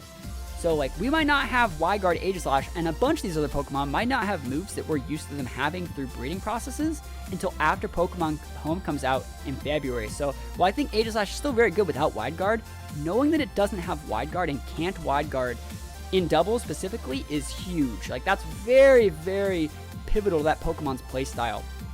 So, this Pokemon's used 50-50 Pokemon in Smogon. It's always banned, as it should be. Swords Dance, physical, super good Pokemon in Smogon singles, and this Pokemon just busted in every format that it's ever been in. One of the most oppressive, uncompetitive Pokemon you're ever going to see, but a fan favorite, great shiny. It looks cool. It's fun to play Aegislash. It's a pain to fight against, because you never know if they're going to, like, it's like, well, do I attack the Aegislash? Is it going to King Shield me, and do I lose the game if it King Shields, or do I ignore the Aegislash, hoping it King Shields, and play like a passive play? You know, it's always such a 50-50 mind. Literally, the definition of 50-50 is that Pokemon.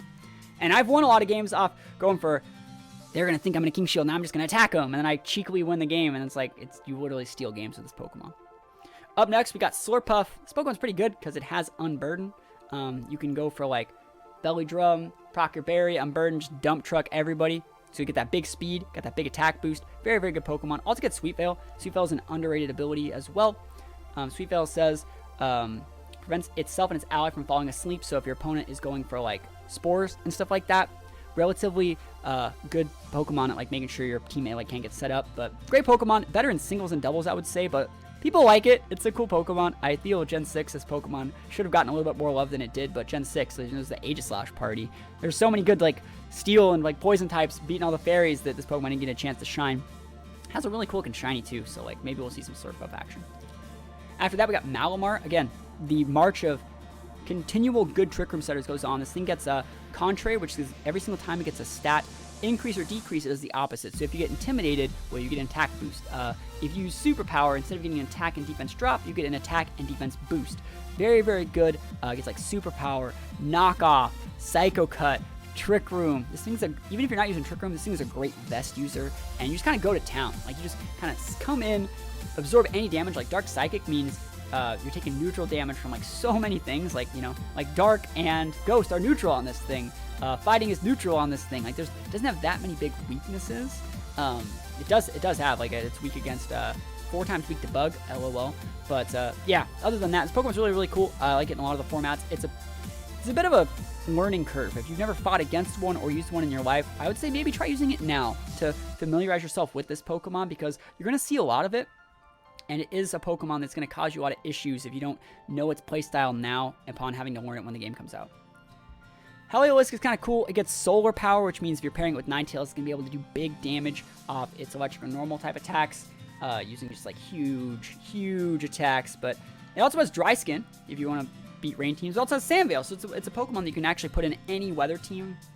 And I've seen a lot of people talk about it, but in reality, like, I dislike this Pokemon. I dislike everything about it. I've used so many QR teams because so many people want to see me use this thing because they think like, oh, that's uses Sceptile. He would probably love Heliolisk. And it's like, I don't. I hate it. It always gets fake outed, and all the QR teams always use are always Scarf or Specs, because you kind of have to go Scarf or Specs. Life Orb Protect sets just don't get it done.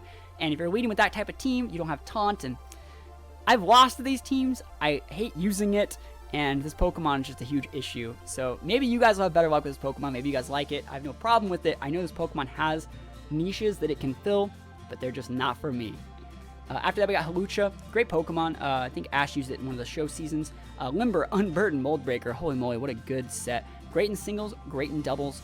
I would say it's probably like UU, maybe even RU in singles, but in doubles, like holy moly, this Pokemon can pack a major punch. You can go for Unburdened procs, you can go for Mold Breaker procs. It sets Tailwind.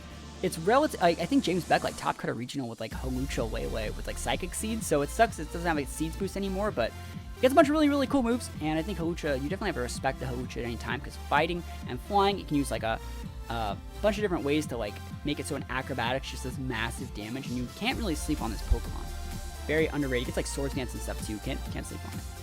I'm really excited for Goodra, because I think Goodra is so cool. It's one of my favorite dragon types. Again, solo dragon type means it doesn't take that big 4 times weakness to ice. Has Sap Sipper, great ability. Hydration, I took that to Worlds. And Gooey, which was the ability that used all 2014.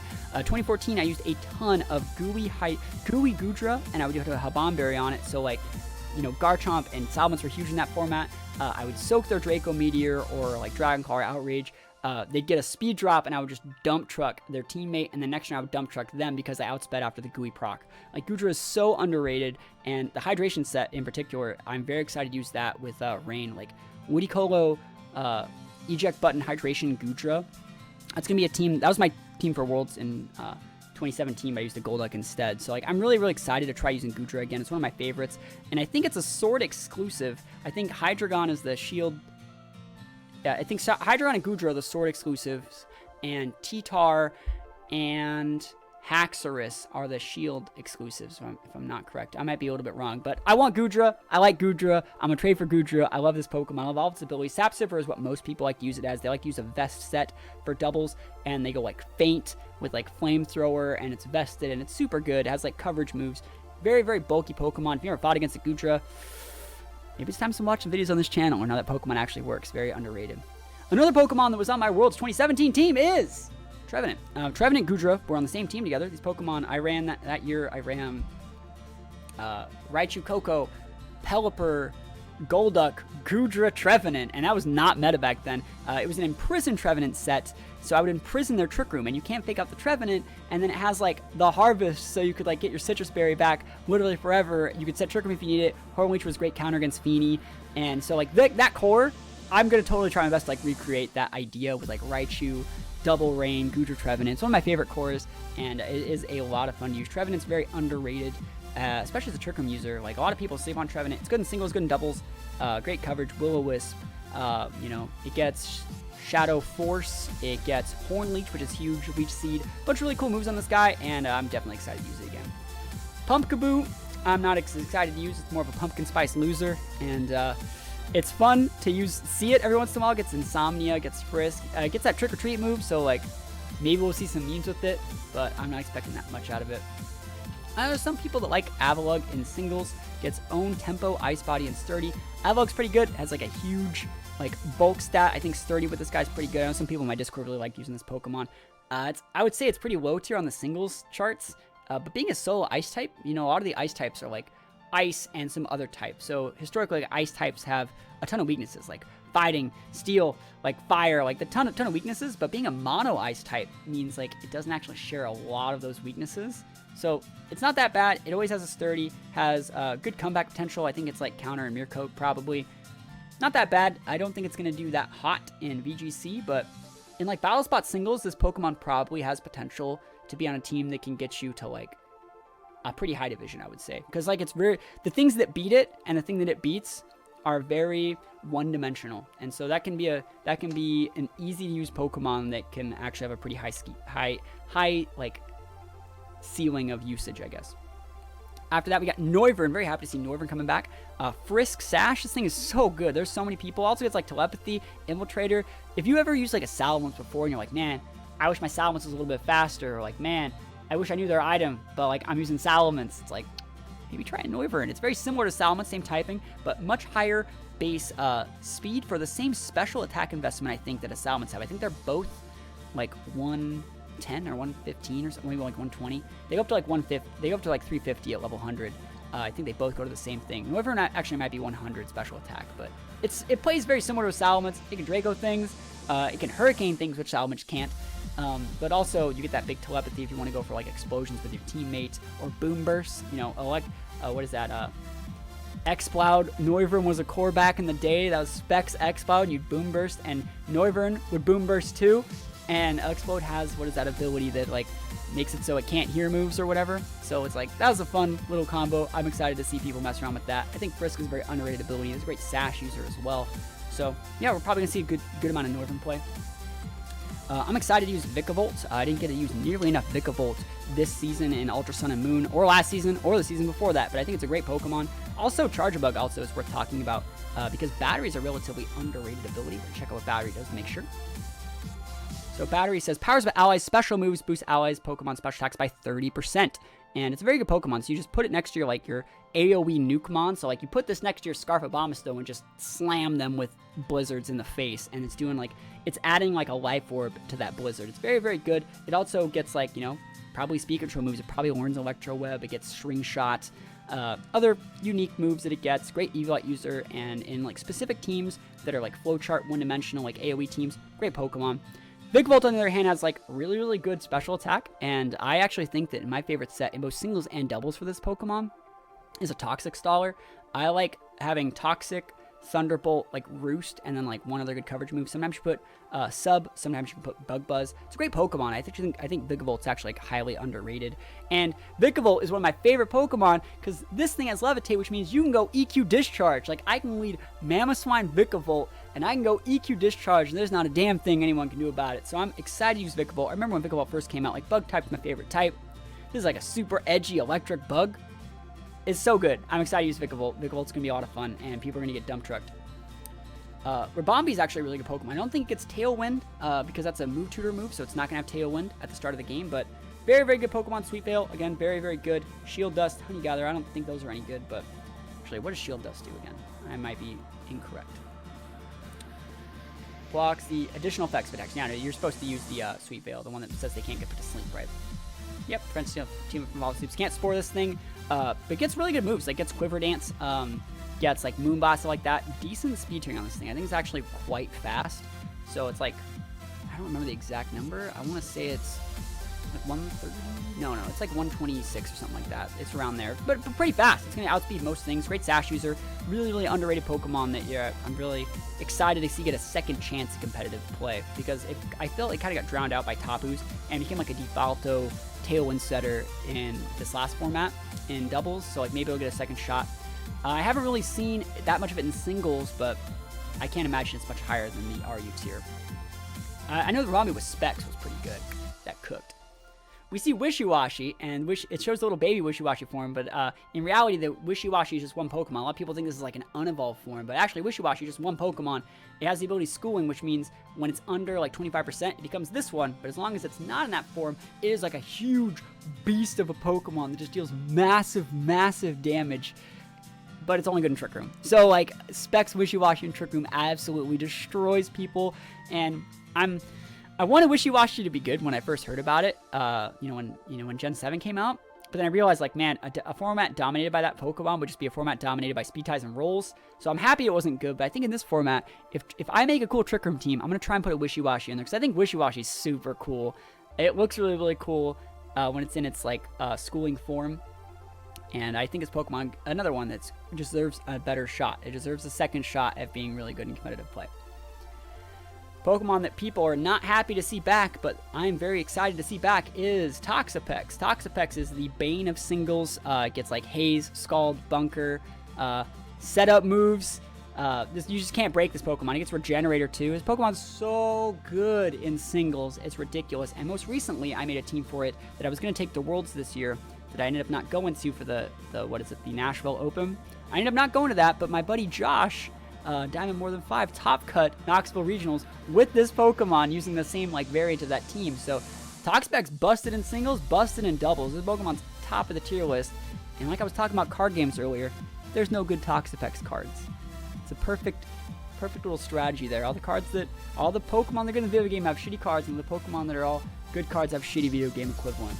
So Toxapex, expect to see a lot in singles, a lot in every single stall team where there will be a Toxapex. In most teams, there'll be a Toxapex if you're even any high on the ladder. It's an amazing Pokemon to battle spot singles too. But in doubles, maybe you'll see some out of me and my crew.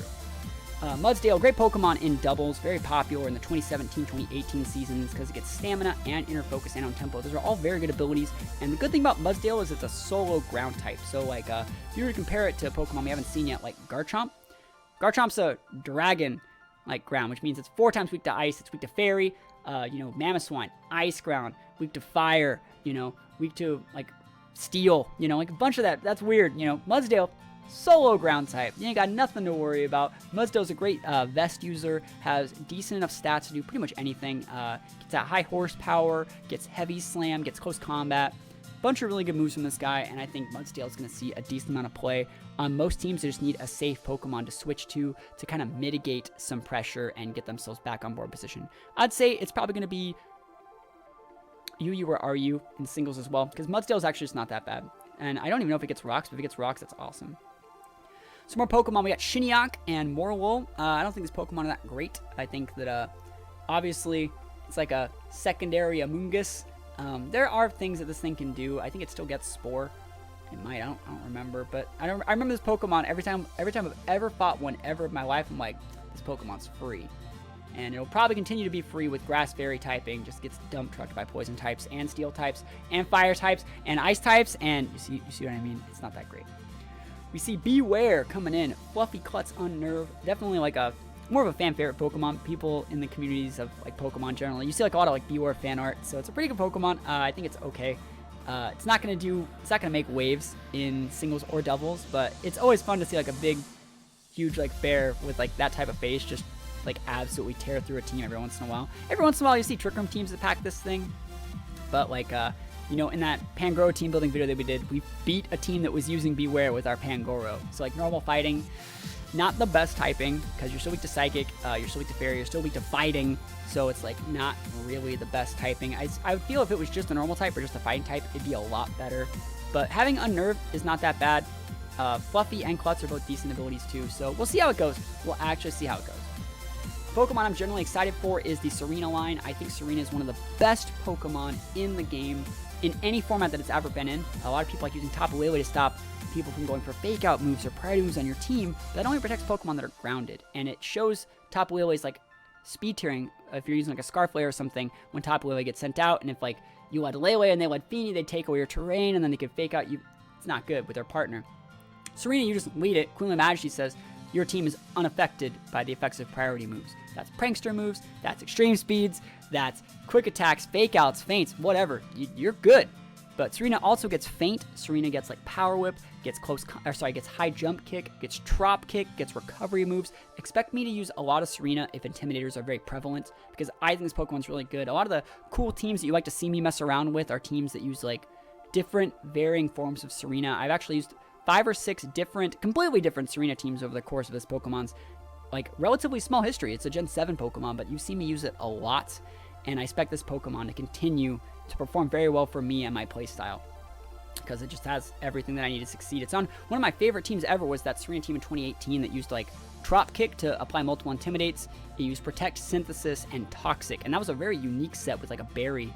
And that's completely counterproductive to the way people like to play Serena. I played it as a Pokemon that just stayed on the board forever to stop multiple fake outs, and then it always just used Toxic to apply dots, and then Trop Kicks to apply like, board control. Very cool Pokemon.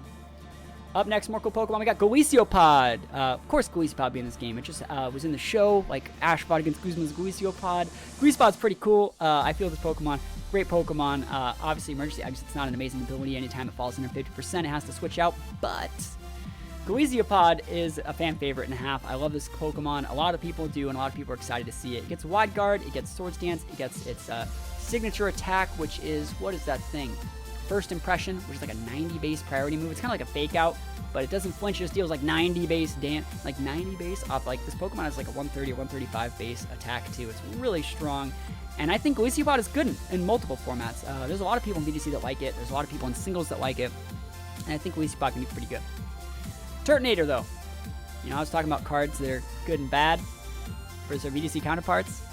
Turtonator has a pretty decent card, which means it's garbage in the video game. It's not that great. Fire Dragon, like weakness to, it's neutral to ice, but it's weak against like dragon. It's neutral to fairy, weak to ground, weak to rock. Like, oh my goodness, like that is just destructive. This Pokemon ain't got a chance, in my opinion. But it's always cool to see Turtonator.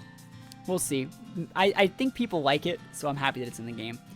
Talking about the next few Pokemon are all actually very good. Togamaru just came off a world's top cut in seniors. Actually, it might have won. I don't remember. But Togamaru's amazing. We were talking about Raichu earlier. A lot of people like Togamaru over Raichu. I still prefer Raichu over Togamaru. Obviously, Togamaru has like that steel typing, so you can block those poison types. And the addition of steel, making it weak to like ground and double weak to ground. Sorry, weak to fighting and double weak to ground. It doesn't really matter that much because like both Raichu and this thing we get one-shotted anyways. The reason I like Raichu more though is because Togamaru has a base 96 speed. And, what is it? Raichu has 110, so you can fake out their Togamaru. But Togamaru also gets, like, Spiky Shield. It still gets Fake Out, Encore. A bunch of really cool stuff. Gets, like, Iron Head, Zing Zap. Things like that, what have you. Togamaru's going to be a great Pokemon. You're going to expect to see a lot of play with, especially in rain teams. You're going to see a lot of Togamaru. So, a really cool Pokemon gets, like, Endeavor, too, as well.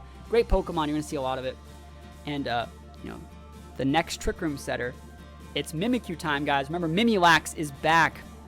We were talking about it at the start of this video when we saw Snorlax at the top, but Mimikyu, Trick Room setter extraordinaire, gets, what is it? So you can go, like, the play back in the day was you'd Trick Room with the Mimikyu, right? And Belly Drum with a Snorlax, and then you'd psych up your Snorlax, and you'd have a Snorlax with a Belly Drum, and a Mimikyu with a Belly Drum, and you would just dump truck all of your opponent's Pokemon. And that was the play through, like, all of 2018, and it was still really good. Like, that's just really good. But Mimikyu gets so many cool things. Remember, it has a disguise, so it's always going to be able to survive the first hit that it takes in a break its disguise. It's kind of like it has a pre-built sub. But even in like Smogon singles, this Pokemon's very good. It gets like Swords Dance, it can set up. In Battle Spot singles, same thing. Swords Dance, it can set up. It's very, very, very hard to beat Mimikyu teams if you've never fought against them before. Sometimes to pack Mental Orb, you gotta watch out for that. But definitely be on the look for Mimikyu, because this Pokemon is going to be very, very, very popular. Drampa's also in the game. You can see Drampa and Delmise. They have the white box, which means they're a recent addition to the reveals. I actually have a team coming out with Drampa. It's going to be live on the channel probably next week. It's a really cool team featuring Drampa. I like Cloud9 Drampa. I don't know if it's Drampa like Grandpa or Drampa, but I just like this Pokemon. It's kind of cool. It's great on Trick Room teams. Normal Dragon, which means it gets that big stabbed hyper voice. It's not a move tutor move, it just learns it. So tons of AoE damage. Great Berserk user, great Sap Sipper user. Expect to see a little bit of Drampa anytime that like Trick Room gets more popular than it should be. And also just some people are going to use it because like Cloud9 like is probably the only Cloud9 Pokemon we've seen so far. So maybe if weather is like that popular, maybe you just see Cloud9 Drampa because like, you know, Rain doesn't really want to fight it because you're a dragon, you just wall those attacks. Sun doesn't want to fight it. Sand totally can, and Ice totally can. So like, we'll see how that actually figures out. I could see like Rain using a Drampa to like, I have my water attacks, and if I switch my Drampa, my water attacks cut your Sun if you already have the Sun, and I can go for like water attacks into your T-Tar, right? And you don't have the Sandstream boost, or I can go for my water attacks in your Ninetales and you can't really stop it. So like, Drampa has the potential to be played in as like an anti-meta weather Pokemon, but also very good.